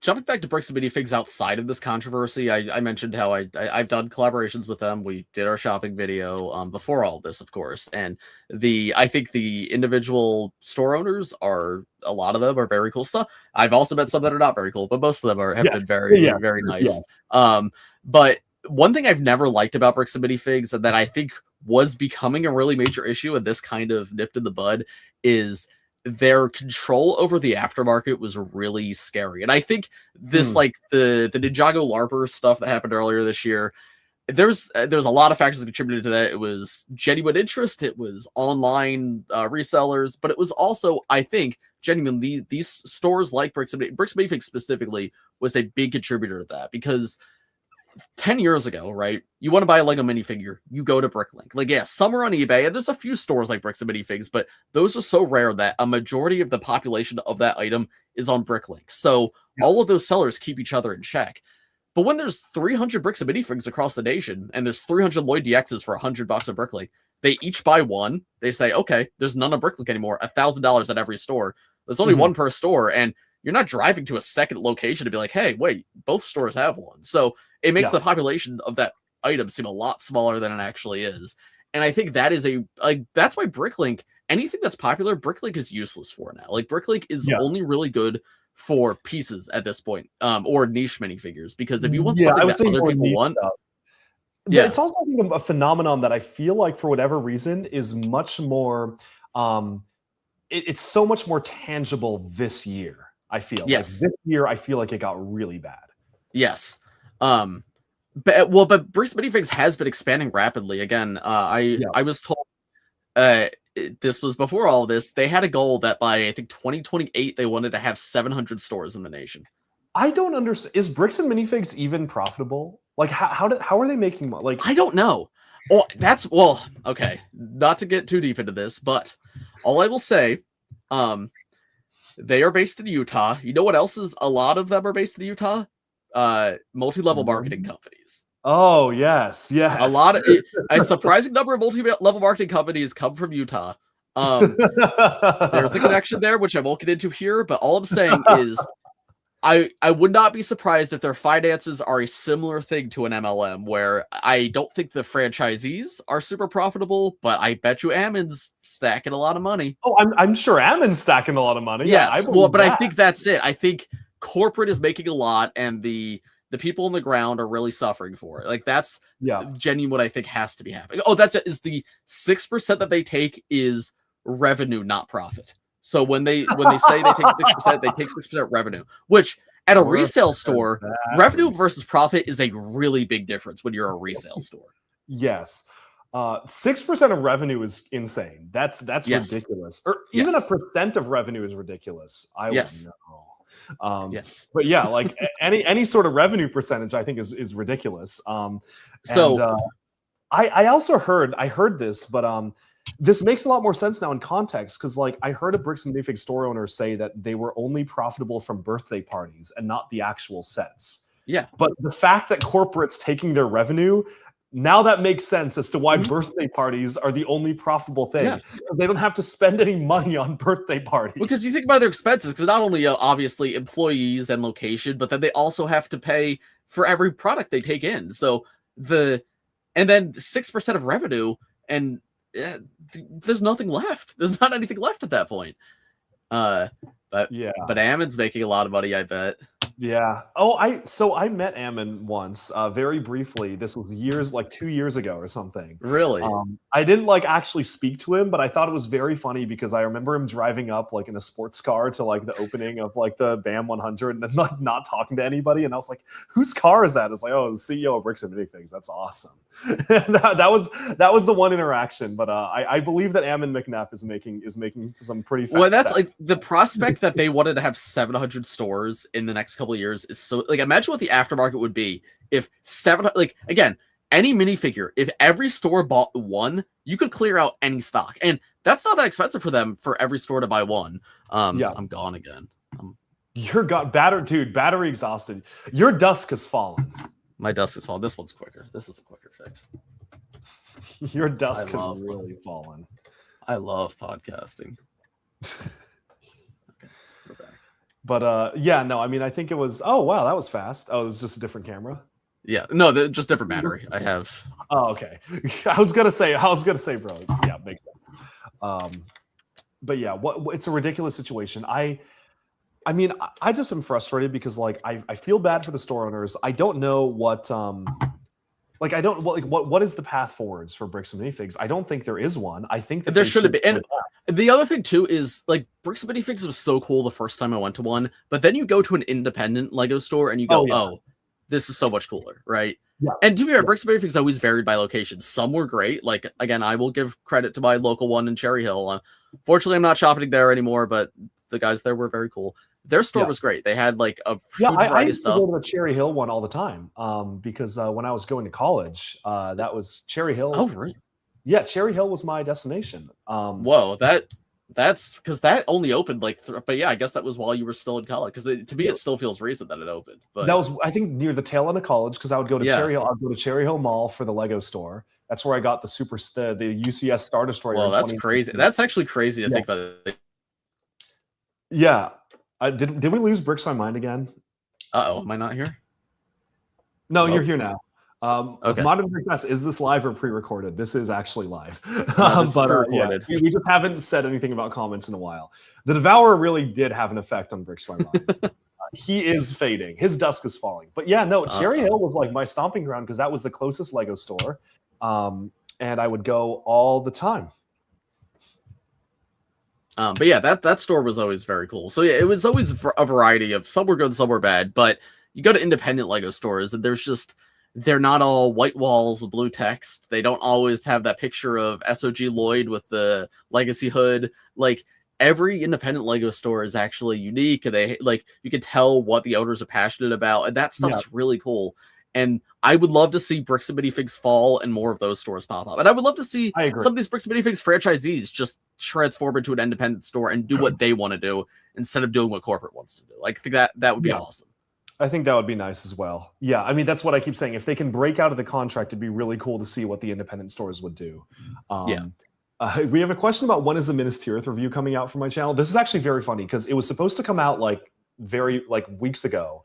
And what had happened was I was flying to New York for like something. I was literally flying here for a day and then going somewhere else. And my flight was booked for Friday morning because I had something Friday night that I had to be here for.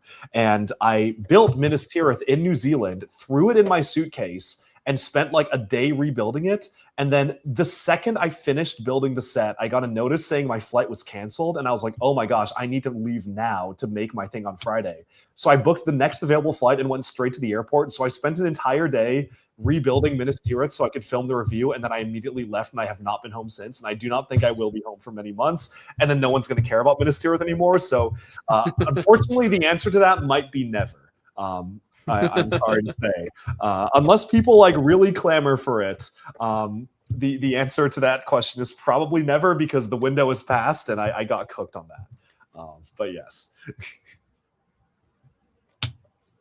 If BAM Corporate gave franchisees the option to break their contract, do you think any of them would stay? I don't know, actually. I mean, there would have to be a couple, but I think most would break it if they could. They would never do that. Why would McNeff relinquish his money? Exactly. Yeah. No, 6% revenue is insane when you think about it. Like it's really insane. 6% revenue, dude. I'm like thinking like Bricks and Minifigs is like a monster compared to like our like the company that we were like Nui. Yeah. 6% of Nui's revenue. If like one dude, if I was making 6% of the company's revenue right now, let me just say I would be buying a lot more GWP. But also consider cut their to calculate profit. Already cut the revenue in half because you'd have to get inventory, which is something that Nui does not have to do. And then they have inventory. Then they have employees and they have office space, which we also don't have. So that is true. But yeah, like that's right. But that's not Ammon's problem. That's the no, right, because he does get profit. He gets revenue. So yeah, so he doesn't care. Like they're yeah. So it's a multi-level marketing scheme. The people at the bottom make all the money, but they don't get to keep any of it, and the guy at the top just sits there and twirls his little mustache. Yeah, literally, he twirls his mustache. Literally, he literally twirls his mustache. That has got to be the funniest thing. Like you cannot make this up, man. Like how does he look like that? Dude is literally Sam Sinister. Oh man, yeah, it's a tough situation. It's just very unfortunate. I just cannot believe it was very scary to me. I made a comment about this on the video. Like I made the Bricks and Minifigs Must Die video. And it was very funny because I made a comment about how I was like, yeah, like seeing the way the police treat Reckless Ben in part 2, it like really makes you like lose faith in the police and stuff. And I was like, I think it was a very over dramatic statement. And then everyone in the comments was like, wow, Duck Bricks is so sheltered. It took Bricks and Minifigs for the American police system. And I'm like, no, guys, like I have my own problems with American politics that we're not going to talk about on this podcast or channel. But I was very well aware that all is not sunny and roses. It did not take the Bricks and Minifigs scandal for me to realize that. I will say this was like much earlier on. Someone in the comments pointed out, because when I was critiquing the Reckless Ben video, they said if it wasn't Reckless Ben, the police probably wouldn't have gotten involved in the way that they did. And that's a fair point. I don't think if it was a competent investigator, I don't think we would have had the police corruption arc. So I guess that is a positive. Like if it was just like a lawyer YouTuber like trying to investigate this, I doubt the police would be called like on like false heroin charges. So it almost, I guess that's true because the police did get exposed because of this. Like the correct. Same police corruption got exposed because of Reckless Ben's own reckless acts. Right. It is funny because whenever I talk about him, I keep going to say like, yeah, he was just so reckless in the video. I'm like, well, I guess that's his name. I guess that is his name. Yeah, he did this is a good Reckless Ben. He does have the appearance of an innocent streamer where it's like, oh, this is just some guy causing trouble. But I also think like that made Bricks and Minifigs really underestimate him. I think that they were just like, this is just some kid. Like we don't need to like actually take this seriously, and that's almost why like it was so bad on them because it clearly showed that like, if you don't present yourself as a credible threat, Bricks and Minifigs thinks they can just like steal your Lego, which I think like that is another level of it. So, it's quite bad. American Fork Police Department, I think, should be seriously investigated, but I think that it's probably not just that police department. I think it's a lot of police departments, but maybe that's the topic for not this podcast. Probably. Another funny thing about the situation is I bet you Lego, the thing they're most upset about is they have the entire world saying Legos right now. Like the hashtag had the word Legos in it. Yeah, well, because I bet Lego doesn't. Like, is Lego going to comment on the Bricks and Minifigs thing? It's like, why would they? They don't care. No. Like, I don't know, man. Like, this is not Lego's problem. They have no affiliation. But I almost guarantee the thing they're most upset about is the Legos. Everyone's saying so Legos. Everyone's like, give Brian his Legos back. Give Brian his Legos back. The other funny thing about the Reckless Ben video is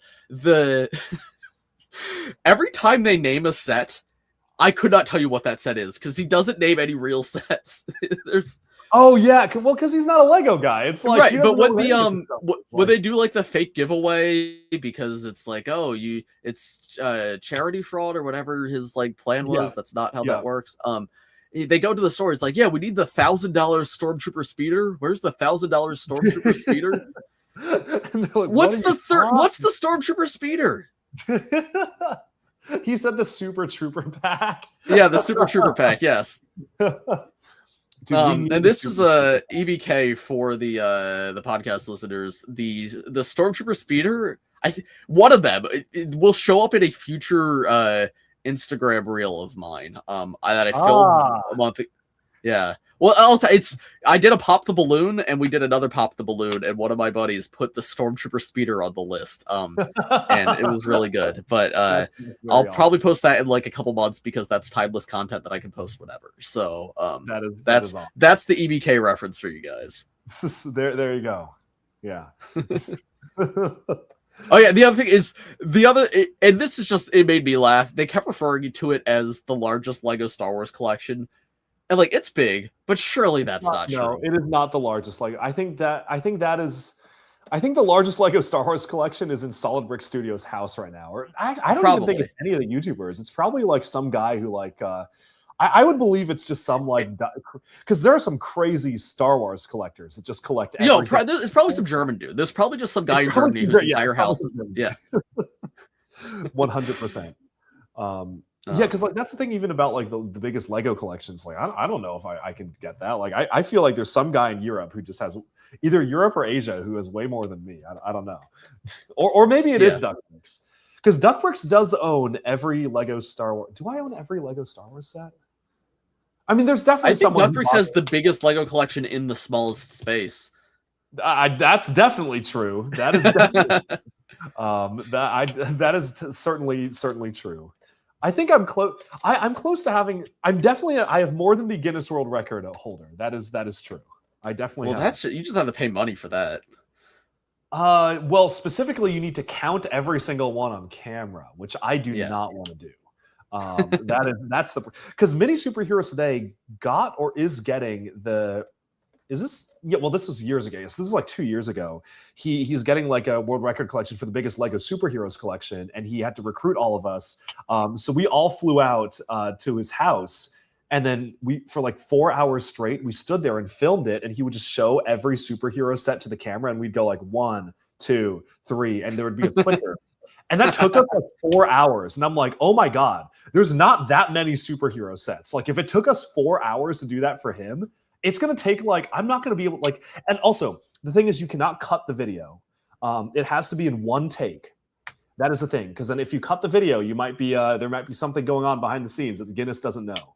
So I don't know if it's humanly possible for me to do it. Like, I don't know how are we even going to do that? Like, well, also Guinness, you pay to have them verify it, right? So it's not the world's largest. Yeah. It's the world's largest who has bothered to have it verified by Guinness and pay the money to have it verified. I feel like if I owned the world's largest Lego collection, I would bother to have it verified. But I guess maybe a lot of people are in the same position as me, where it's like I have no motivation to do it until I like move everything into a museum. At which point I will have to take everything down and move them somewhere anyway. So I might as well just turn a camera on, and every time I like put a set away, I just go like 1, 2, 3. But I'm also like taking everything down in that video. Maybe that'll be like maybe that'll be a live stream. I think that could be a fun one to do. But that's not for many years. Duckbricks has other priorities in life, so that will not be happening. I am actually good to go until 8:45. Sorry, I'm good to go until 11:45. I thought I had to go in 30 minutes. I don't. Okay, we'll see where things are at because I kind of want to go to bed. Yeah. Yes, no problem. Ammon said Ben tried to burn down the corporate building in part 3. That sounds awesome. Yeah. So I should watch part 3. In part 3, this is what happens. So Ben got all the files of Ammon's communication with the police because during the police investigation, both sides got all access to the legal documents. So there's a full security recording of Ben going to him and just being like, give the Legos back. And Ammon's like, no, I don't know what you're talking about. And then Ammon immediately calls the police and he's like, some guy just came in here and threatened to murder me and burn down the building. Oh my God. Right now. Oh my God. Okay. He wow. immediately called the police and said that. And then the police is like, oh my God, yeah, let's stop this guy. Like, wow. Okay. Wow. Maybe I should watch that video then. Yeah, it's very funny. Are you guys going to react to Dragon's Dogma Season 4 Part 2 if it doesn't leak? Yes, that's the plan, and hopefully if it does leak, we probably will film a reaction. We'll see when we decide to post it. Right. The thing about it leaking is we can't plan around it. So, like, if me or Chris is not in a spot where we could film, then probably not. Yeah. So the fun fact about that, because we were telling the story last night. Last year, when Dragons Rising Season 3 Part 2 leaked, I was in an Uber on my way to a really important business meeting, and I was like, oh my gosh, this is like someone was live streaming it on YouTube, and I was like, this is going to get taken down immediately. And then I texted Doc, and I was like, Doc, dude, you got to be on this. And then Doc was like, yeah, I'm on it. Like, thank you. Like, we're getting it put down. And I was like, oh shoot, like, why did I tell Doc to like alert them before I got to watch it? So I text one of my buddies and I'm like, can you kick off a recording of this live stream at my house right now? And they were like, what are you talking about, dude? And then I was like, oh my gosh, there's a chance that this leaks and like I'm not gonna, like, obviously, I don't know. I was panicked in the moment. Someone was gonna record it. But all I could think of in my head was like, I'm gonna miss out on these new episodes. So in the Uber, I like was watching the live stream, but I didn't bother to go back at the beginning. I was watching at the point it was at, and the point it was at was exactly the Land of Lee song. So that was the very first thing I saw when opening it up, and I was like, what the hell is happening? And then I get to my business meeting, and all I can think of during this entire time over this business dinner is like I have my phone under the table on my lap, and I keep looking down and the subtitles are on. So I'm watching it with no audio with the subtitles being like, what is going on here? And it was all just a Land of Lee nonsense. I was so confused.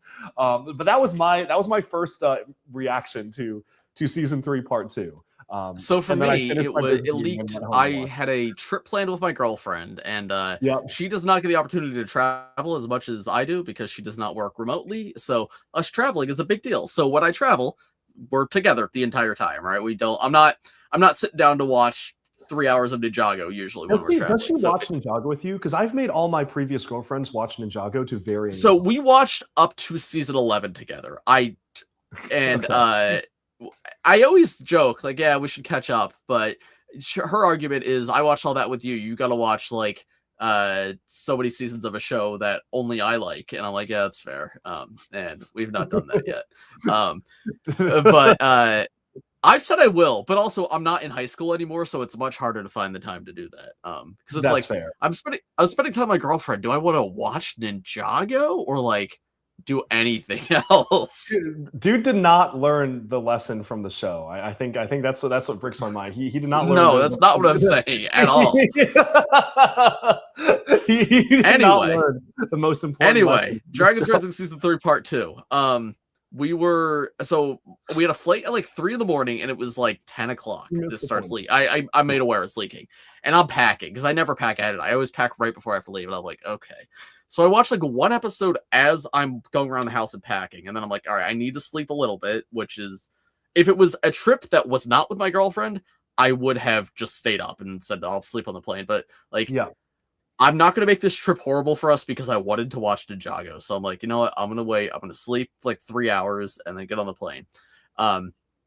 We get to Missouri because we're visiting my family out there, and literally any free moment I had, I'd pull out my phone and watch like 5 minutes. So like she'd be like, oh, I have to use the bathroom. I'd be like, okay. We both had a very evil experience watching this then. Yeah. So like anytime she had to use the bathroom, I'd watch like a minute, 5 minutes, whatever it would be. Like and I don't know if I finished it before. I think I had one episode left by the time I got home, like 3 days later. But that's why we didn't film a reaction, because it happened at 10 p.m. that night, and you texted me like, are you free to film? And I was like, no.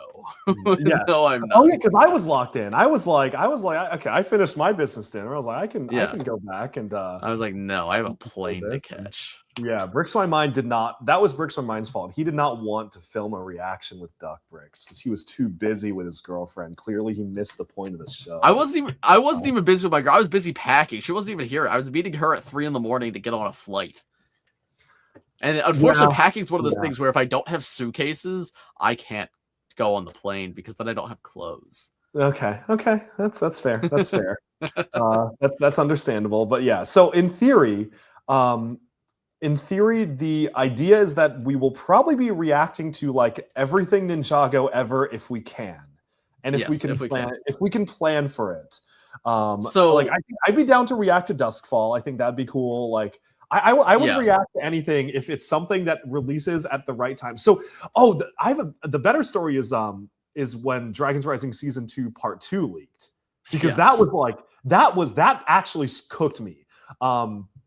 What happened with me there is that Lego brought me out to San Diego Comic-Con that year, and that was my first time because I won Lego Masters. And I had a panel and everything, and I had this like filming session in the morning of San Diego Comic-Con. And their entire point is that we can film you at the Lego booth before anybody shows up, and we can get you in early so we can film videos of you at the Lego booth.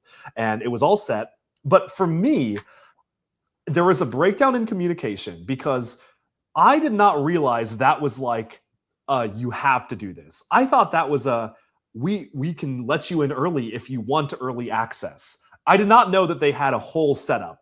Maybe there was a miscommunication. Let me just make that clear. That was not my impression. So what happened is that I meet Doc Wyatt.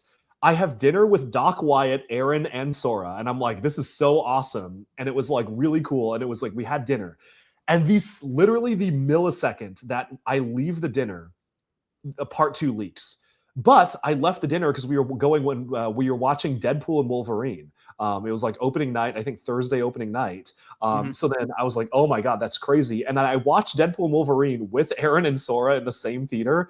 And we get out of the theater and I see Devin Mack and I'm like, dude, did you know like season 2, part 2 just leaked? And he was like, what are you talking about?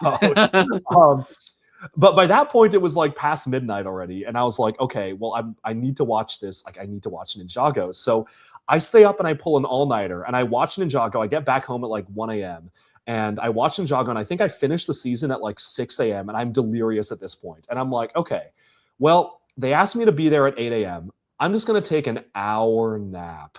And I was like, okay, I'm going to take an hour-long nap and it's going to be okay. And I go on the bed, I close my eyes. This is also peak exhaustion. I was like the most exhausted because I had just done the Lego Masters panel. I was like running around Comic-Con. I was like really, really tired because usually I'm pretty good at this. But Jonathan, who was like in the hotel room with me at this time, we were sharing the hotel room.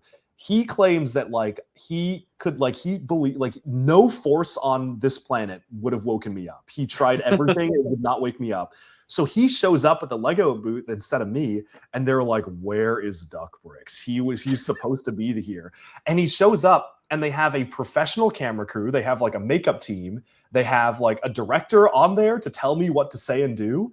And they prepared this crazy thing, which they did not tell me about, but they prepared this insane setup, and I just did not show up. And so Jonathan calls me over 40 times until I finally pick up, and he was like, dude, they are pissed at you. You need to get over here ASAP.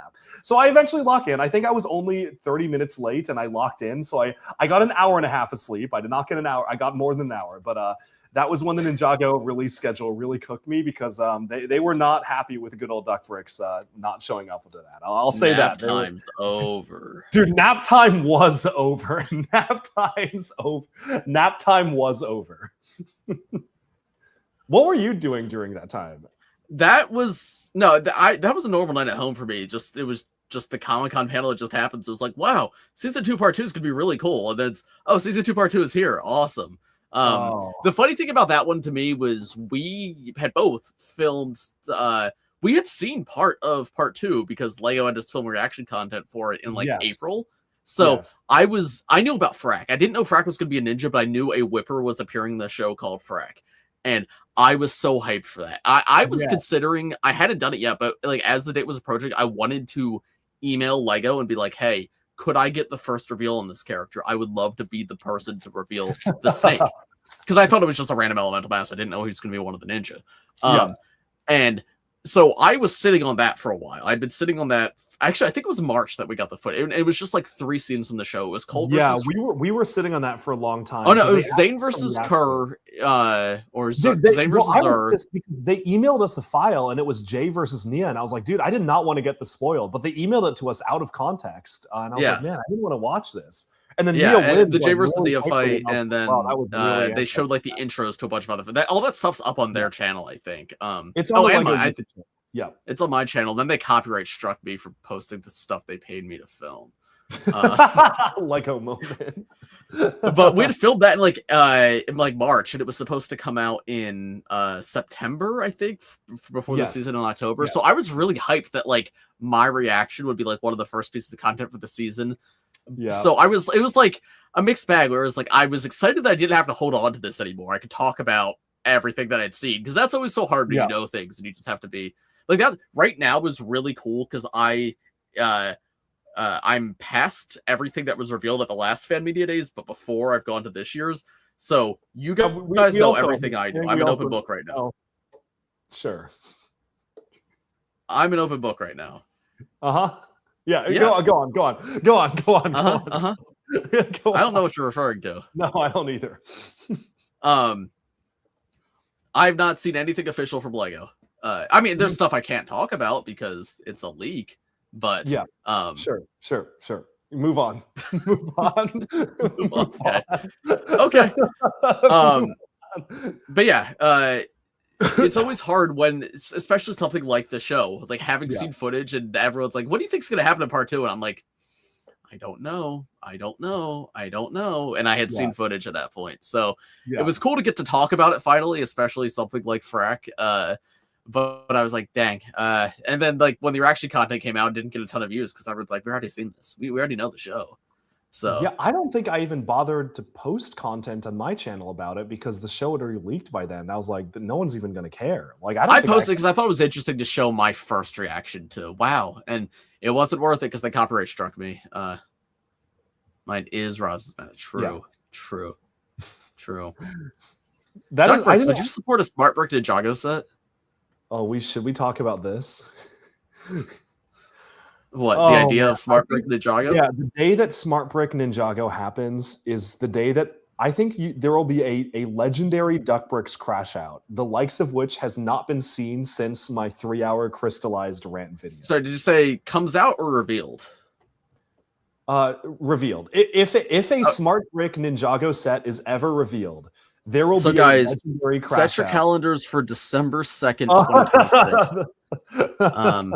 Because I would be shocked if it doesn't happen next year, January 1st. Do you genuinely think we would get a... Yes. And again, this is actually, we actually have no inside information. This is pure speculation. No. You actually think... If I had inside information, I would not speak on it because then I would get in trouble.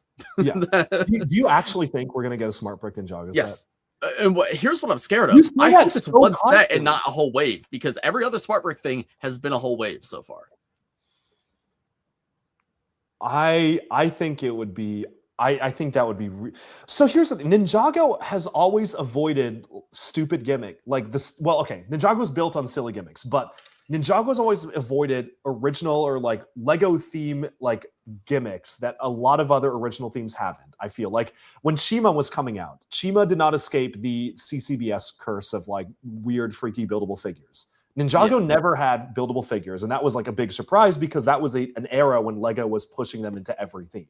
Like Star Wars had them, and there was a lot more, right? Like Ninjago never had an app tie-in like Nexo-Knights, and that was, I mean, they had apps, but there was never like, you have to use these products to interface with the app, right? Like, I feel that Ninjago has been kind of immune historically to weird Lego gimmicks, especially technology gimmicks. But I think a lot of those examples you showed were the designers wanting to do that stuff rather than corporate asking the designers to do it. And I think Smart Brick is it's the biggest evolution in play since the minifigure. Of course, yeah. And we know that Smart Play there's more because like the City Smart Play was shown off when the brick was revealed, and that still hasn't come out. So well, no, that came out. That came out in the UK as a trial run, and people are asking back. And I don't think they're ever going to release those. That was a trial. Well, not those, but I would be shocked if City doesn't get it in some form. That's true, because during the Smart Brick reveal, they did show off. Yeah. Dude, where is the Duck Smart Brick? That was in the CES Smart Brick reveal. That's the only one I actually want. It's the one that makes the Smart Brick quack like a duck. That's the only one I need. And they don't. That's like, that was just a demo. They don't actually. And I will say, so I'm gonna do a whole video on this in August once I can review the set. The Smart Pokemon sets came in today. I've built just Bulbasaur, like just him and nothing else. So I've not had a chance to experience them. So this is actually my chance to talk about them before I've actually built them. What Smart Whippers 2027? Yeah. Smart Pokemon. I didn't make a video on my channel, and if you've watched, I do have a Smart Star Wars video on my channel, which if you haven't watched, I recommend it. I'm very proud of that video. But I was very harsh in that video about Smart Play. I think Pokemon does it significantly better. Now, we'll see how it is in hand versus the videos I've seen online. Maybe it's not as good in hand, but Smart Pokemon, I still don't love the idea of Smart Play, but Smart Pokemon seems like a much better execution of what Smart Play should be. But weren't you guys literally emailed and asked to be nice to Smart Play? Are we allowed? Oh, maybe we're not allowed to talk. Okay, and never mind. I don't know. Like, are you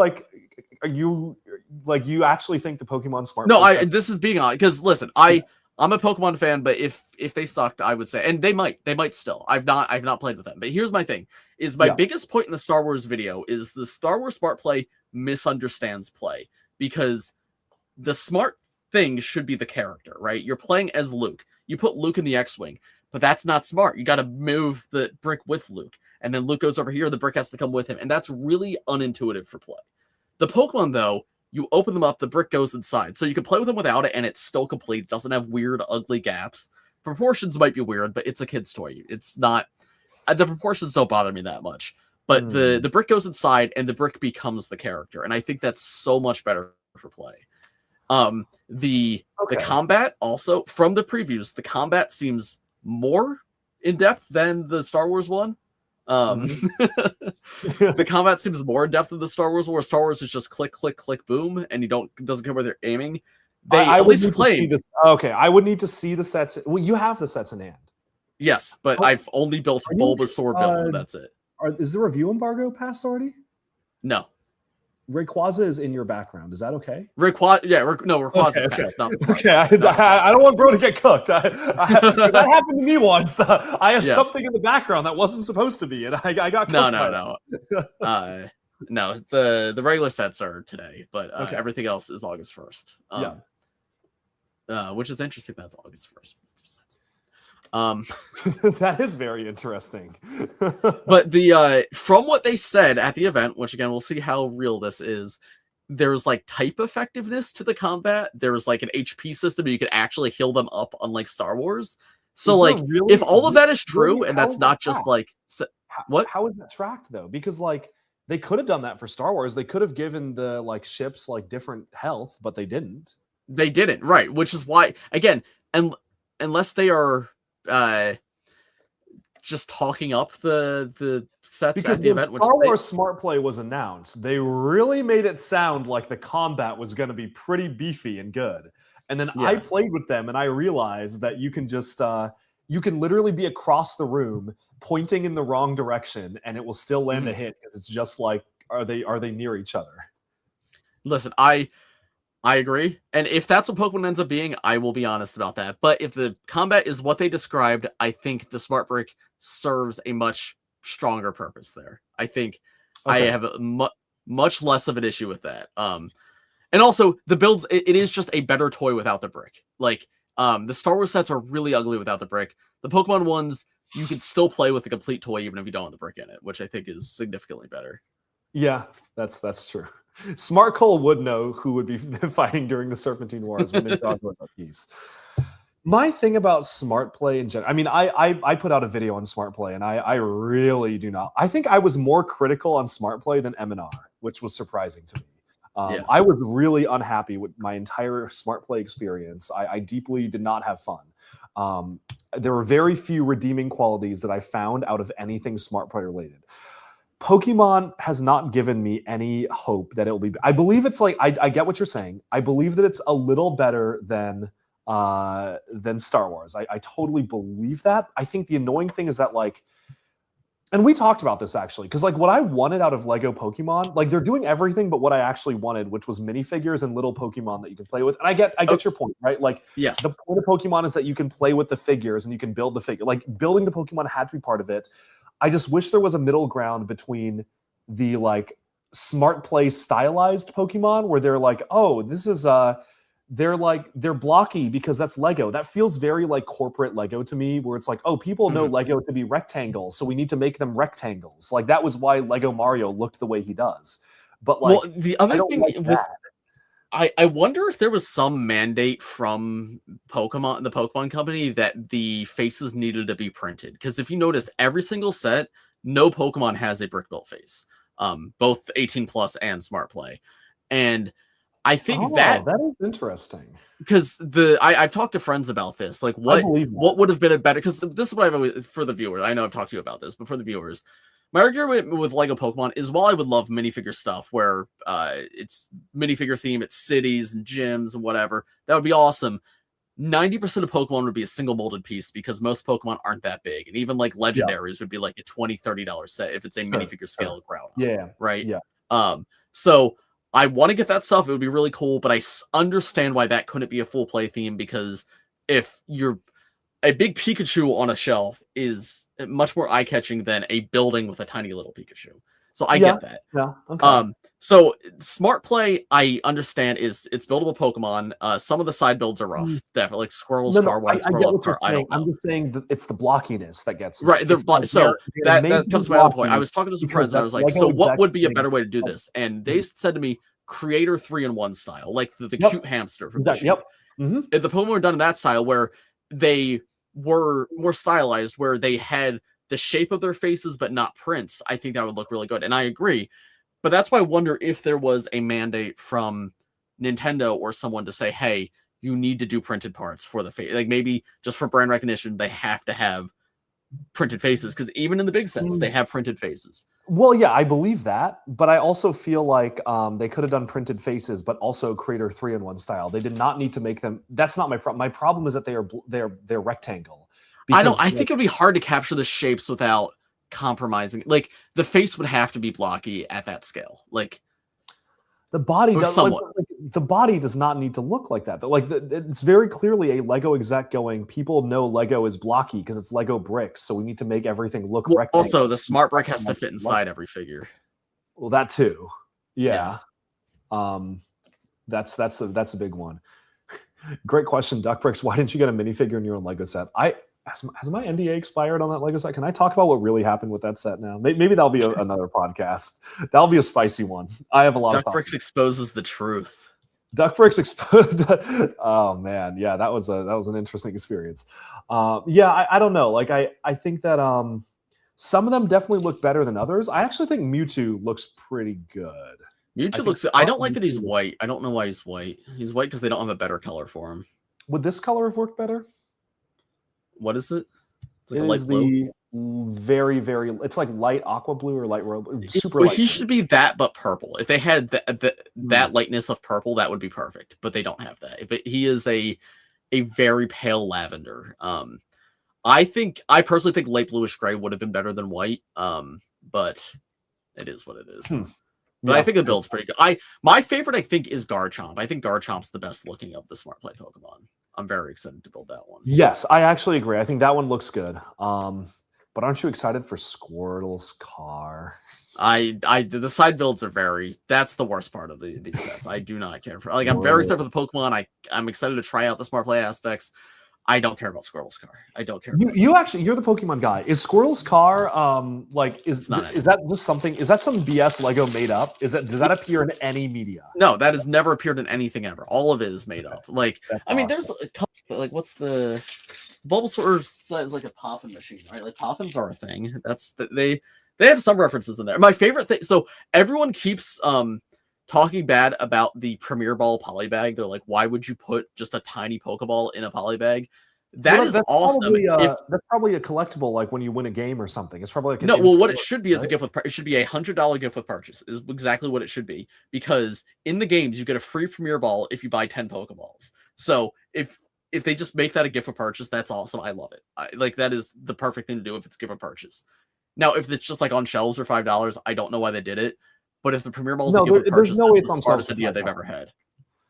Yeah, I get that. I think that I would imagine though that's probably because I'm sure they have a lot of in-store like battle events planned, and I'm sure they're just going to give that away to kids in store, which I feel like probably will be very expensive down the line. I think that sort of distribution is like why stuff like the Lenticular Ninjago cards now are so hard to get.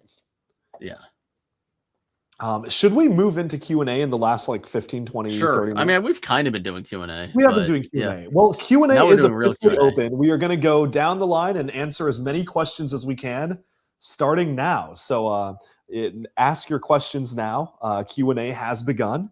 Although I realize what about the one poly bag? Those are confirmed to be a giveaway, like at Lego stores. Those are not being sold. They would be dumb if they were sold. What I'm talking about. That's what the one. No, there's a Premier Ball build. It's like 50 pieces. Oh, that's right. Okay. Yeah. Okay. Question about. Okay, so there's a lot of questions that have come in. Currently doing Bull Knights. What do you think? What faction do you want? Yes, Bull Knights is a castle. Do you care about Lego Castle at all, man? No. Do you have any? Okay. I want the Serpent Knights because they have snakes on them. I've been collecting Serpent Knights recently. Okay. Yeah, Bull Knights is the one faction that they haven't done yet, really. I mean, I guess technically they also haven't done Royal Knights, but those are less interesting because it's just a regular lion. So I do want to see them do Bull Knights. How did you become friends with Doc and the Ninjago voice actors? Actually, no. It's because I met them at San Diego Comic-Con and we just kind of hit it off. And that was that. That had nothing to do with LAN. Bricks My Mind, this is a question for you. Oh, there's a new. Do I have the big Pokeball display? And if so, what do I think of the new grass piece? I do not, because that comes out in October. So if I do get it early, it'll be like late August, early September that it comes in. The grass piece is interesting though. It's on Sprigatito, right, on the whiskers. It's cool. It's a new stylized piece. I think it's useful. That set though, I've not talked. Can we talk about that set real quick? Yes, we can. Iconic trainer moments, Pokeball. What? Oh, that is already, that grass piece is already released. That was the tuft of hair for the Snoopy Peanut set. Oh, that's right. Yeah. Yes, we can talk about the $300 Pokeball set. Yes. Yeah. That is. I think that set is very much what I didn't want from Lego Pokemon. Like, the minifigures are great. I'm so excited for the minifigures, and the minifigure scale Pokemon are awesome. But they could have done Oak's Lab. They could have done like even make it 18 plus, because it's not a big buildable Pokemon. Make it 18 plus, Oak's Lab, like $120 with those minifigures instead of the random trainer. We have Blue. Like, that would have been awesome. Yeah. But instead, we have the tiniest silhouette of Oak's Lab and like a tiny little battle arena, and then this giant Pokeball, which maybe that would be an all right set on its own, but you could have done it smaller, and it's also $300. $300 is just evil, man. I think the other thing is I can almost guarantee 4 out of the 5 figures in the set are not going to be exclusive. Like, Trainer Red is going to show up somewhere else. Oak is probably showing up somewhere else. Eevee and Pikachu definitely showing up somewhere else. It's only the Picnicker, the random trainer, who's going to stay exclusive, because why would they reprint that? So that's what I would say is, do not buy. If the only thing you care about in the set is the minifigures, don't buy it, because they will probably show up. It might take a year, it might take 2 years.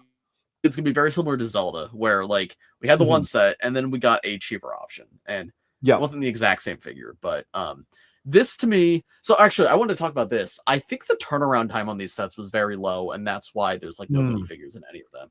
I agree. Because we now know Lego can make a set in a year because of K-pop Demon Hunters, because that thing was greenlit last August at the earliest. Yes, because that's when that movie took off, and it's coming out this August. So they could make a set in 12 months if they have to. If they really have to. I think what happened with the big Pokemon, like the January wave or the February wave, that was probably only started being produced like maybe 3 to 6 months before like the theme was revealed. Because I think that's why there was no minifigures, and that's why Zinnia is our first minifigure, because she's awesome. But if they had more time, I doubt she'd be the first one they do. I think they'd do this set first. So and there was rumors the set was delayed. I don't know where that comes from. Yeah, I think that makes sense. True, because this set was rumored to have a different release. I think this set was rumored for August 1st, and then it got delayed. And the rumors were right about everything else. So I think that this set really did get delayed. And that makes sense to me, because it has these minifigures, and the minifigures take more time to produce. That's why K-pop Demon Hunters does not have minifigures until next year. Yes. So I'm very curious what Lego Pokemon will be next year, because that will be the first wave that hopefully they had a little more time to look into. And maybe we will get more minifigure scale stuff. Yeah, I believe that. Hopefully. I really hope so. Because I feel like they're doing everything other than what at least I wanted. Wow, we are behind on 31 questions in the comments. But yes, that was a good tangent. What do you guys think is next for Ninjago? Since do we know that? I don't know. Sure? I don't know. Not, I don't know yeah, anything, man. I'm not going to comment on that just in case. Oh no, what do I think is next to Ninjago? I don't know, but I'm scared because with the way Yes. Legends is going, I'm really scared that they're going to revert to like season 11 style, like Yep. very young target, which I don't think is good. I think Dragon's Rising captures tone perfectly, where it's Yep. still definitely a kid show. Like I think if I was 6 years old, I would still love Dragon's Rising, but it is not so baby that like you don't enjoy it because that's season Yep. 11 tone is really rough. Yeah, And I'm I scared. agree. Nothing else to say about that. Totally agreed. Why wasn't there a Duck Bricks minifigure in my Lego set? My Lego set, I think it's fine to say this now. I guess here's how I'll phrase it. I really want to give kudos to the Lego designers who created the Lego set based off of my Lego Masters design. What I think is fine to say is that I had honestly little to nothing to do with the design of that set. I was told that's what the set was going to be.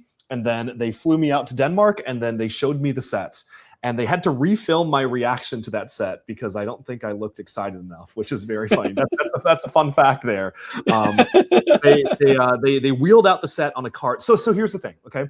They wheeled out the set and it was in a box labeled New Lego Bionicle. And I was like, oh my God, what is happening? And then they were like, oh, dude, we're so sorry. This box was laying around the office. And they were not messing with me. That was just like, they just grabbed some random box. They're like, yeah, we just have stacks of cardboard. So my reaction to that box, I was like, oh my God. And then they pull out like the flat earth set. And I was like, oh, okay, cool. What else is in that box? And they're like, nothing. What are you talking about? I'm like, guys, it says it on the side. But yes, they confirm. Although I guess that like, no, like the timeline doesn't match up for that to have been the minifigure. So no, that was straight up like they were not lying. That was just an old box. But they had to refill my reaction. But yeah, they did mention they tried to put a minifigure in at one point, but then because there are actually, there's a fun fact, international marketing laws about marketing United States-based reality TV shows. You can't do that in some other countries where like the TV show isn't aired. So because the set was released worldwide, they had to strip it of Lego Masters references outside of the instruction manual, which is only the US-based instruction manual says it. All the other ones do not have me in it. So that is why. I think that's a big reason why. And I also think it was a budget thing. I have a lot more to say about that set, but we'll pause there. I saw this. Would we? I've tried to get M&R into Ninjago. He's very not into it. Bricks my mind. What is your favorite? What is the best ice cream flavor? I don't eat ice cream, so I have nothing to say about this. Vanilla. Very vanilla of you to say that. Yeah, Awesome. it's a boring answer, but I love vanilla ice cream. Vanilla ice cream with like chocolate chips or chocolate sprinkles on top. Perfect. What a wonderful, sweet little treat. Mine is Banana Con. Nice, dude. The Mango Maro is actually mine. What is your thoughts on DC being so low right now? I assume this means the state of Lego DC, and it's sad, man. It's abysmal. We're good friends with Mini Superheroes today, and I constantly make fun of him for the sorry state of Lego superheroes. But every time I make fun of him for that, it pains me a little bit because I love superheroes. I watch every superheroes show or movie, and that's a lot of slop. That's a lot of nonsense. I've watched every episode of the Arrowverse, and I hate myself for it. But I love superheroes, and I'm very sad about the direction of superheroes in Lego right now. I think that there's little to nothing good coming out of that theme, which is really sad. Do you have any thoughts on this? I don't know. It's been sad for it's. When was the last time that theme was good? Like 2016? Yeah, like it might have it, but even then, like it has a year where it's good, and then it has like 5 years where it's bad. Like it's always kind of been like that. Yeah. I mean, it's like when has superheroes not just been a way to get minifigures, and now they don't even get minifigures? Like, yeah, it's kind of cooked. What theme will the LARPers go to next? They're on Lego Batman 1 now. What will be the next one? It has to be something like edgy, like Shadow the Hedgehog type theme, like you know what I mean? Like it's got to be like sleek and cool. Exoforce, maybe I could see that. I don't know if that's broad enough appeal. No. What piece of media? Oh no! I'm calling it right now. It's going to be Spider-Man, Tobey Maguire. Because I had that thought, but that's not a big enough theme. That's only the a couple of anniversary. sets. It has more sets than Lego Batman 1.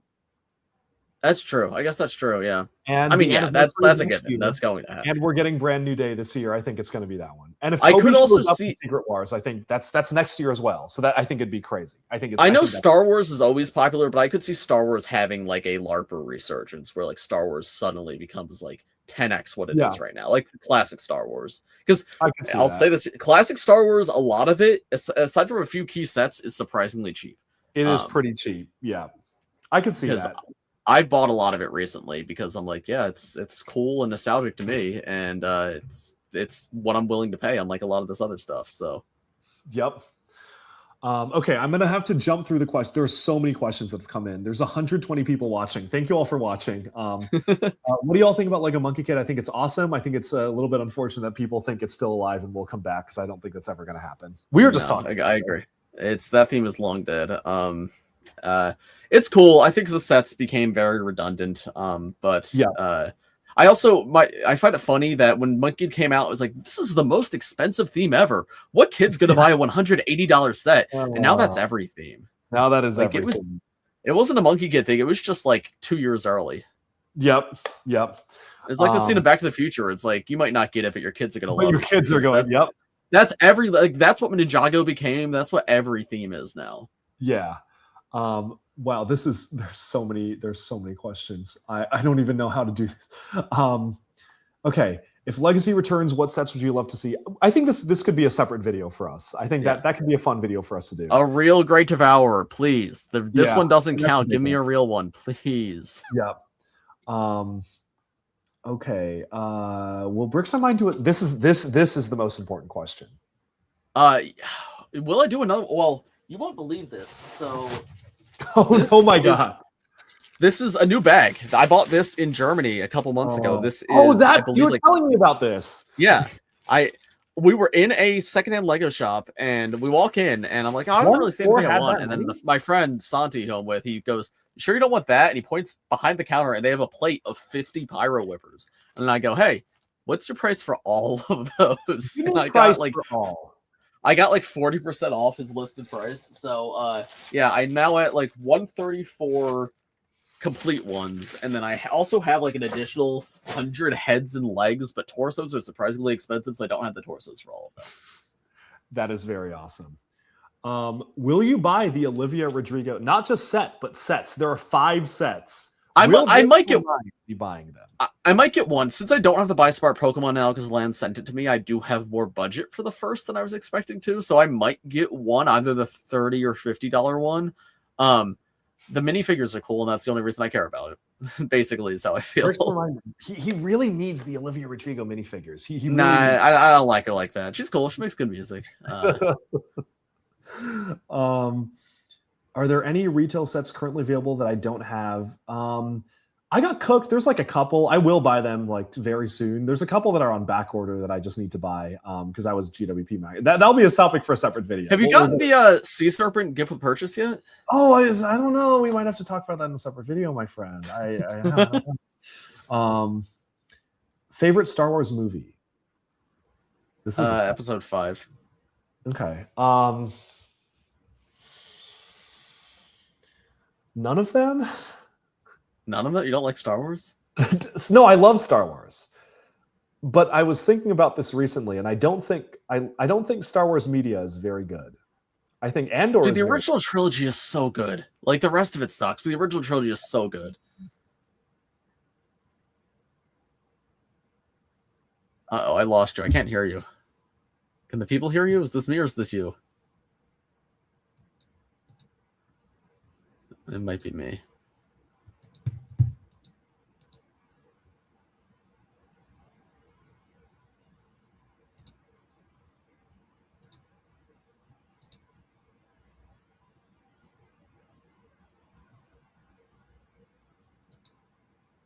Is it me or is it you? Oh, it's him. Okay, got it. Okay. Hi, chat. You can still hear me. It's not my fault for once. It's not me. I'm going to go to newest. We'll get back to the Q&A in a second, but I'm just going to read the newest chat. Someone asked earlier, do I read the chat? Yes, but sorry, my microphone battery died. I did not realize that. I guess that's good to know. That's good to know the limitations of my microphone battery. George Lucas cursed me for insulting Star. I got silenced by Disney. Yeah. So I love Star Wars. I grew up on the Clone Wars. I have a great fondness in my heart for the Clone Wars, but I see Star Wars is like my ex that I still like have a great love for in my heart, but I like would never get back with. That's the feeling I have for Star. You know, When's like the last time you watched the original trilogy? last year.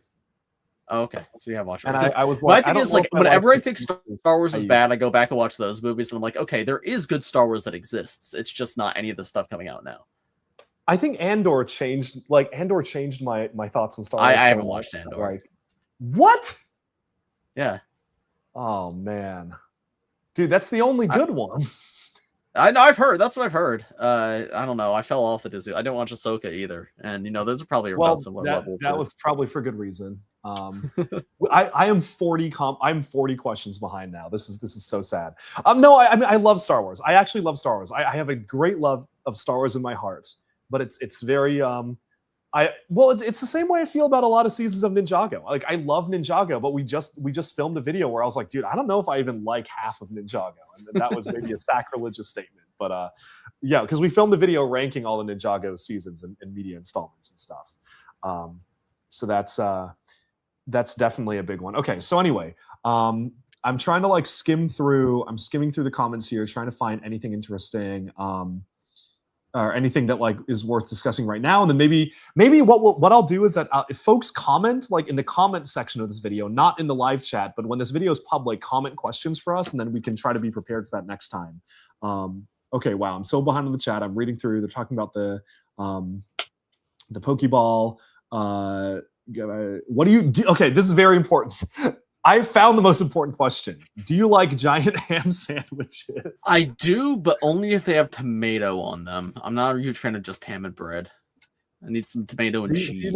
This is the iconic line from. No, I know. I know. I was answering seriously though. Come seriously. On. Okay. Thank you. Yeah. Okay. What else do we have? Wow. This is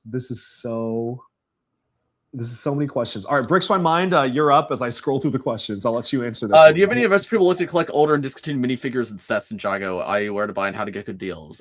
Sets, part them out. Like, part them out is the answer always, especially now where Bricklink is so cooked by resellers and by Bricks and Minifigs buying out like any cheap listing.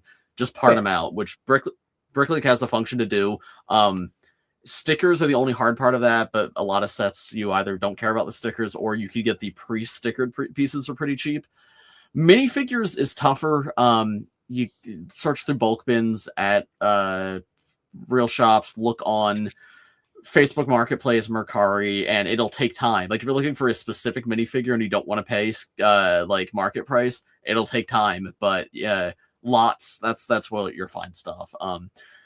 I feel fortunate to have collected most of the minifigures I needed throughout my childhood and adulthood, so I have not had to deal with this, but I feel bad for anyone getting into it now, is what I'll say.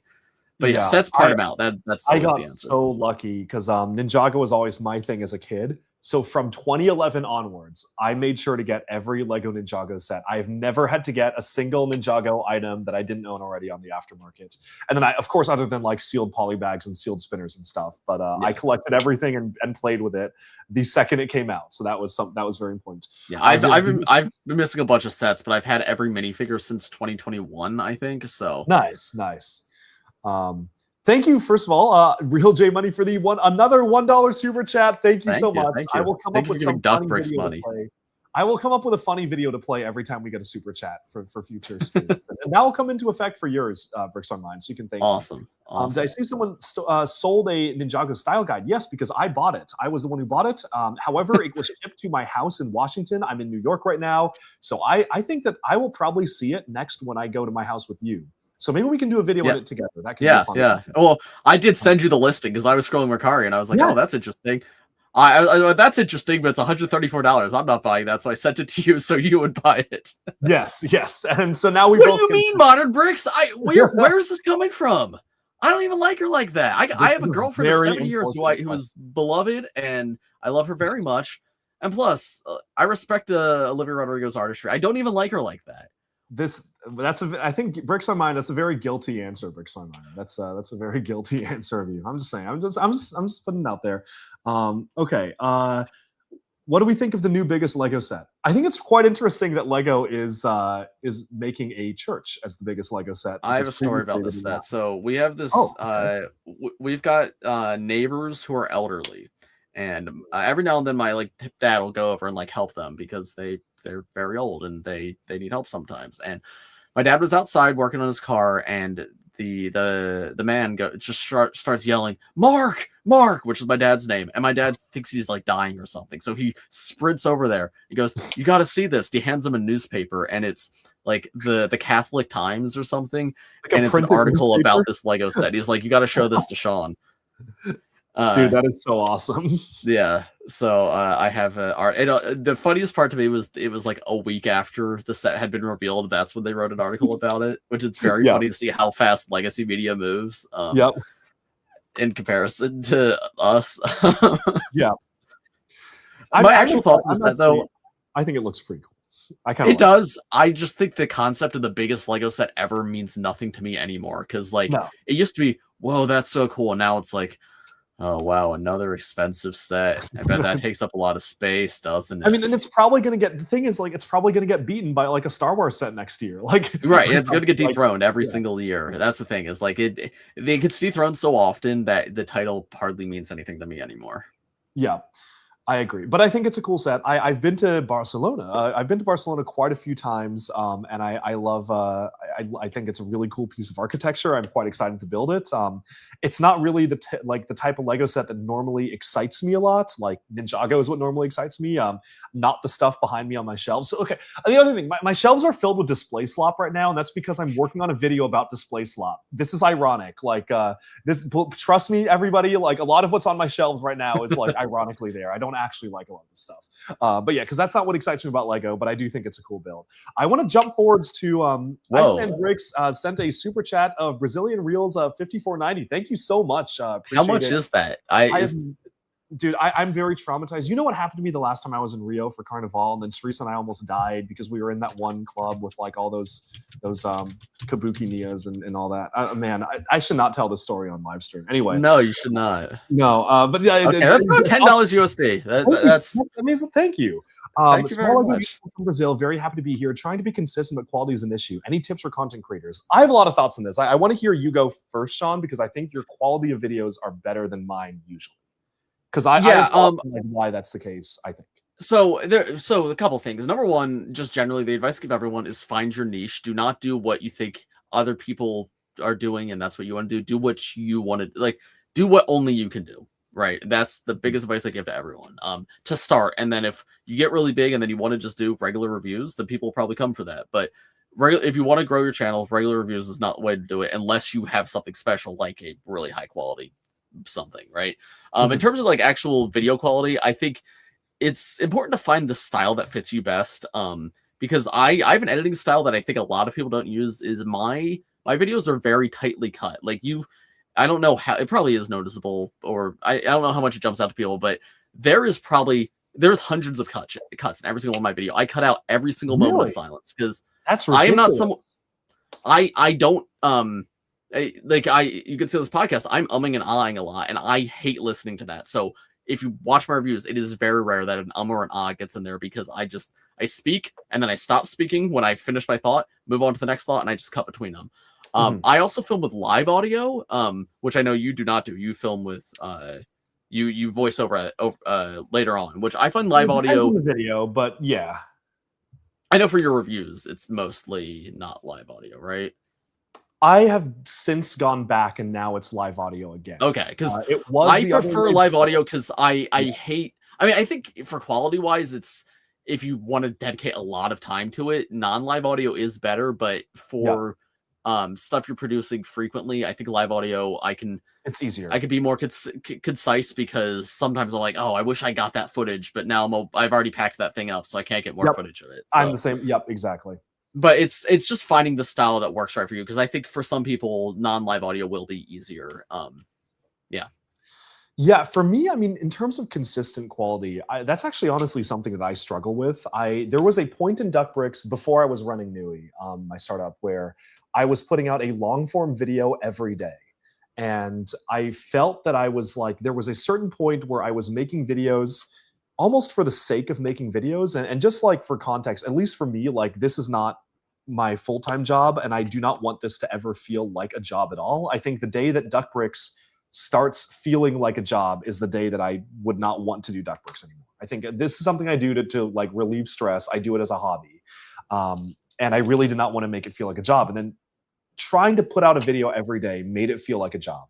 And I do that for shorts now, but it's a lot easier to put out a short every day than a long form. And I actually like have a lot of fun like doing a short every day. I had a lot of them in backlog. Now I don't have a backlog. I need to come up with something for tomorrow, which I will come up with. But I feel like that's a little different because that was like my Lego time for the day. It was like, okay, what short am I going to do?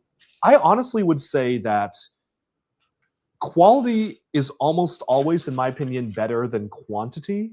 And I feel like you can have a channel do really well and put out like 4 videos a year. Some of my favorite channels, like Defunct Land, which is like a theme punk history channel, puts out like maybe 4 videos a year, but they're all absolute bangers. They're like really well edited, well researched. It's like you're watching a documentary. And I prefer that so much more than a channel that puts out a video every day. Now, I'm saying this and I put out a video 3 times a week, but I almost feel like it's because it's the rhythm I've gotten myself into. And I almost want to break away from that a little bit and just dedicate a lot more time into more high quality videos. And that's something that I want to be doing more. And I think people will maybe start seeing that change over the next few months. I still have some backlog of like videos that I want to put out that are not the highest quality, but I'm really excited to like, I just got a new filming setup. I set up a new studio in my house. I got a new camera and everything. And I want to start putting out more high quality videos. And that's definitely a big point. The other thing I'd say is there's also, I think you can do quality first and then quantity is I think I see a lot of YouTubers do is you put a lot of time into these really big videos until one takes off. And that does really well. You build up your audience, maybe do that a few more times to build this audience of people who are coming for you. And then you could maybe make some people do a second channel, some people do another main where you do the lower effort videos, but you already have people established. But if you don't have an established audience, quantity does not matter. Like that is not the point we're at YouTube anymore. You want one video, like one good video is a million times better than 100 bad ones or like average ones. 100 average videos, you'd rather have one great one. And so the way I think because I'm very invested in YouTube as a whole, not just in the Lego space. And I think the Lego space is interesting in how different it is from a lot of the other YouTube landscape, where, especially my own channel, I do like the building challenge videos, which are these highly edited. I put like weeks to months of work into them, and I'll do them infrequently. And they'll always do really well. But then I also have reviews on the channel, which a review might get 2,000 views sometimes. Other times it'll do well, right? And your in the Lego space, well, but yeah. What'd you say? I feel like your reviews usually do pretty well. Though. It depends. For example, I reviewed if it's this little One Piece set, this got like 3,000 reviews. No one cared about this. Okay. But I'm also more picky with what I review these days because I try to only review stuff people are going to watch.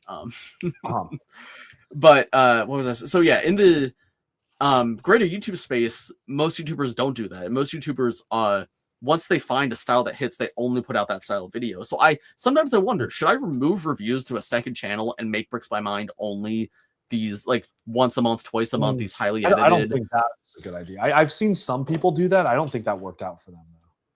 Yeah, so I don't know, but I do think having these big, highly edited passion projects is really the way new creators show up these days. And that's happened a lot. Like I've had videos pop up my feed from YouTubers with like 1,000 subscribers that I've clicked on that have been really great, and then a month later they've got like 100,000 because it's done well for them. So. Yeah, it was a quality over quantity, and then if you get to a spot you're comfortable, you could start doing quantity instead, and then that's when the money starts coming.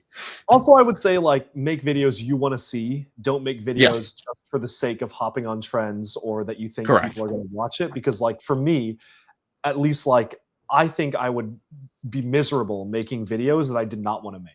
I will I'm much happier making a video I'm pretty sure nobody cares about, but I care about and I want to make, than making a video just because I think it's going to get views. And I think that that is the big difference I think that's just a big difference, even in life, like to not burn out in general, not just like YouTube, but I think everything kind of can apply to that. So that's definitely a big one. But yeah, okay, let's see. We have a lot more questions. Oh, please send me recommendations of places to shop in Switzerland for Lego. I could not find anything. I go to Switzerland all the time. I could not find anything. The last time I was in Switzerland, oh my gosh, that video. Oh, that was an evil trip. Oh no. Okay, well, I only saw one store that time. I was with an ex-girlfriend, and we did not do a lot of Lego shopping. But we had one day to go find Lego stores. Bro missed the point of Ninjago. I missed the point of Ninjago, but oh man, I've not thought about that in a long. Okay, moving on. Yeah, but I only found one store, and I honestly wasn't that impressed. So I'd like to find more stores in Switzerland.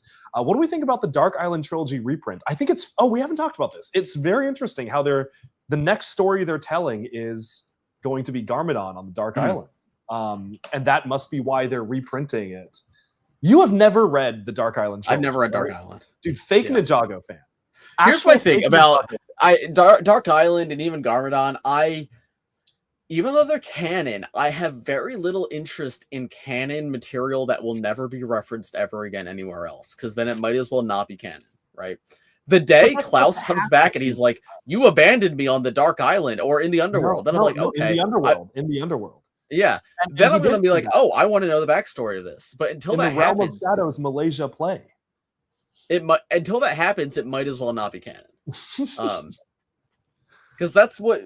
Because I was really enjoying Garmadon, but I was late to like the last two issues, and then Crystallized aired, and it was like it's not even canon. Pretty much, like it's canon, but it doesn't reflect the story at all. And I'm like, okay, so there's no point in me reading it. Like, I don't know. I think like there are some that. Well, this is. Like, I think it ties into the Legends conversation we were having earlier. If we never saw these characters again, I don't find any interest in getting invested in them. But if this is a pilot to next year's show, then I suddenly care a lot more.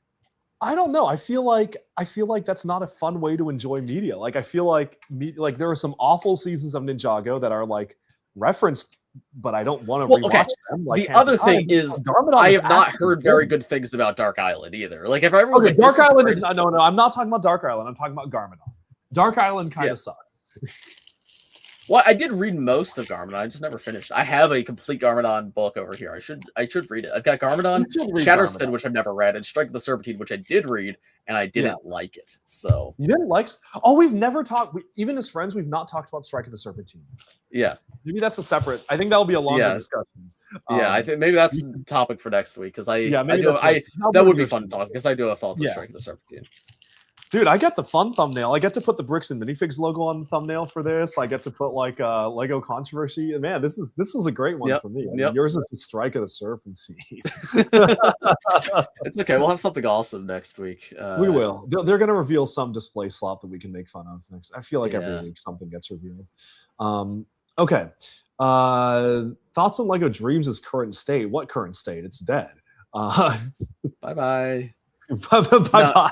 It's just gone. It's been 2.5 years. That's the life cycle of a Lego theme. Merge Gator, chomp chomp, Gators, chomp chomp, W Gator. Okay, sorry, go on. That's an awesome. I have a Dreams is dead. It's just gone. We didn't get a summer wave. It's been 2.5 years. That's the normal life cycle for a Lego theme. Lego has said nothing. Sets are retiring. Sets are on clearance. I saw this. I was surprised we had a January wave this year, but. We will get I think there's a TV show special that's supposed to come out. Tommy said we're getting a special this year. It'll probably drop on YouTube unceremoniously, and then we're never going to hear about Dreams officially ever again. Yeah, I think Dreams is cooked. I wrote a song about this actually in January. You could find it on the Mind IRL YouTube channel. That is so awesome. Yeah. That is so awesome. And you sang it at karaoke when you came to New York. Yes. I got the live performance. It was really good. That's right. Do you know what this is? Because this is very silly. No. Okay. So in March, somebody discovered that in 1999, a Netherlands-based magazine had a silver Darth Vader torso, like the print was silver. And I don't know how we didn't know that until March. But as soon as like it became public knowledge, the price was set. What I suspect happened is that this is like a cabal of like Lego resellers that discovered this for a while and had been planning to do like a joint announcement because they all appeared on Bricklink at the same time. And I bought mine because I bought it because I wanted to have it because it's unique. Yeah. I bought mine from a seller and he's like, I have like 20 or 30 of these. And I was like, oh, that's very interesting, but nobody else does. And they're $500 each. So I spent $500 on this in March. And I'm very glad I did because I think it's a lot more expensive now, but it's very stupid. It's just the, it is the classic Darth Vader minifigure, but the printing on his torso is silver. Oh no, I should not have spent $500 on that. Okay. He's now down to $200, he's $250 now. That's fun. Okay, well, oh well. You win some, you lose some. That's okay. Just sell him on Whatnot, and he'll go for like $750. That's true. The Stud City shop. But yeah, that's very silly. Do you want more classic space? Yes, 100%. I think we need more classic original space. I also am very excited though for the BDP set, the monorail. Did you see that? That's going to be awesome. I'm so hyped for that set. That's going to be amazing. I want Space Police 4. Give me Space Police 4. Dude, you can't support the police nowadays. Don't you know what's the return of the Brick Daddy? The damn situation. The return of Brick Daddy and Squiddy. Squiddy. Free Squiddy. P Squiddy needs to be freed. Okay, anything else? I think we're close to wrapping up. I got to go in 15 minutes to call someone. I wouldn't mind wrapping up either. Cool. Any I love your Charlie XCX covers. Thank you.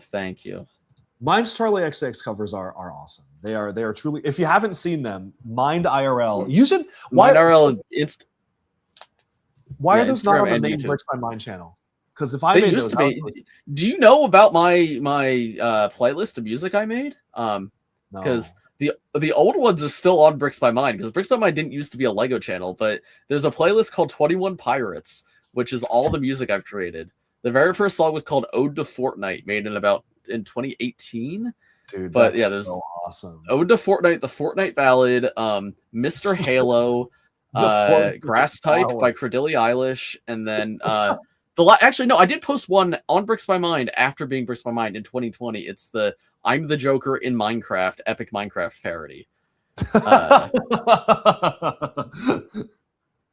Yeah, dude, if you guys aren't aware of 21 Pirates, it's a playlist on the Bricks by Mind channel. And then no, we did. I am aware of this because we pulled it up in the karaoke room. We pulled it up when we were at the karaoke, and because I remember we listened to Minecraft Creeper, and then we were with other friends who do not know, who are not in the meme, and they're like, dude, what are we listening to right now? That was a project I started in high school, and I make a new song like every other year. Dude, that is so awesome. That's peak. I think the Lego Dream song is the best one. Oh, that is my favorite one of this podcast. Yeah, no, that is my best one. Well, it's got a deep meaning to it because it's about everything that caused dreams to fail. That's what the song it is a song from the perspective of Lego Dreams, about how it hurts how no one likes the theme. Very true. They only like you for your classic space. And now we've tied it back to the other question. Yep. Okay, well, with that, I think that probably wraps us up here. This was we talked about a lot of things during this podcast. I guess I'll make the thumbnail for this one, and I'll come up with something, and it will be a very good one. But yeah, hope you enjoyed. So, okay, have we figured out next week, what is our plan? That's up to you. I am good with whatever. I'm home Monday. I'm home Sunday night, so I could do any time next week if we wanted to change the day. If that's better for you, or if you want to do changing the day would be better. Okay. I will know after my call in 10 minutes what my schedule will look like next week. So okay. I will let you know. Good. I may be occupied, but I may not be. But regardless, stay tuned to social media and YouTube. It'll be on my channel. It'll be on the Bricks by Mind channel. So make sure to subscribe to Bricks by Mind. And do not unsubscribe from Bricks by Mind right now and subscribe to Duck Bricks. You must subscribe to Duck Bricks. Bricks by Mind has eclipsed Duck Bricks and subscribers, probably deservedly so, but I still think that's quite unjust. You're doing shorts now, man. Shorts are how I eclipsed you, because you didn't do shorts for years. That's true. And shorts are what gets you subscribers. Shorts don't get you money, but they get you subscribers. That is true. That is very true. So we will see. All right. Well, thank you so much for being here. I hope you enjoyed the very first episode 1 of the Brick Pit podcast. Why did we call this the Brick Pit? That's a terrible name. Oh, I just realized the Brick Pit is what you call the bin of bricks in Lego Masters. So there's that connection too. Oh, okay. Yeah. Yeah. But this has been the Brick Pit. You have entered the Brick Pit, and now you are leaving the Brick Pit. Leave the Brick Pit now. Leave the Brick Pit. Leave the Brick Pit. Leave the Brick Pit. Leave the Brick Pit. Leave it.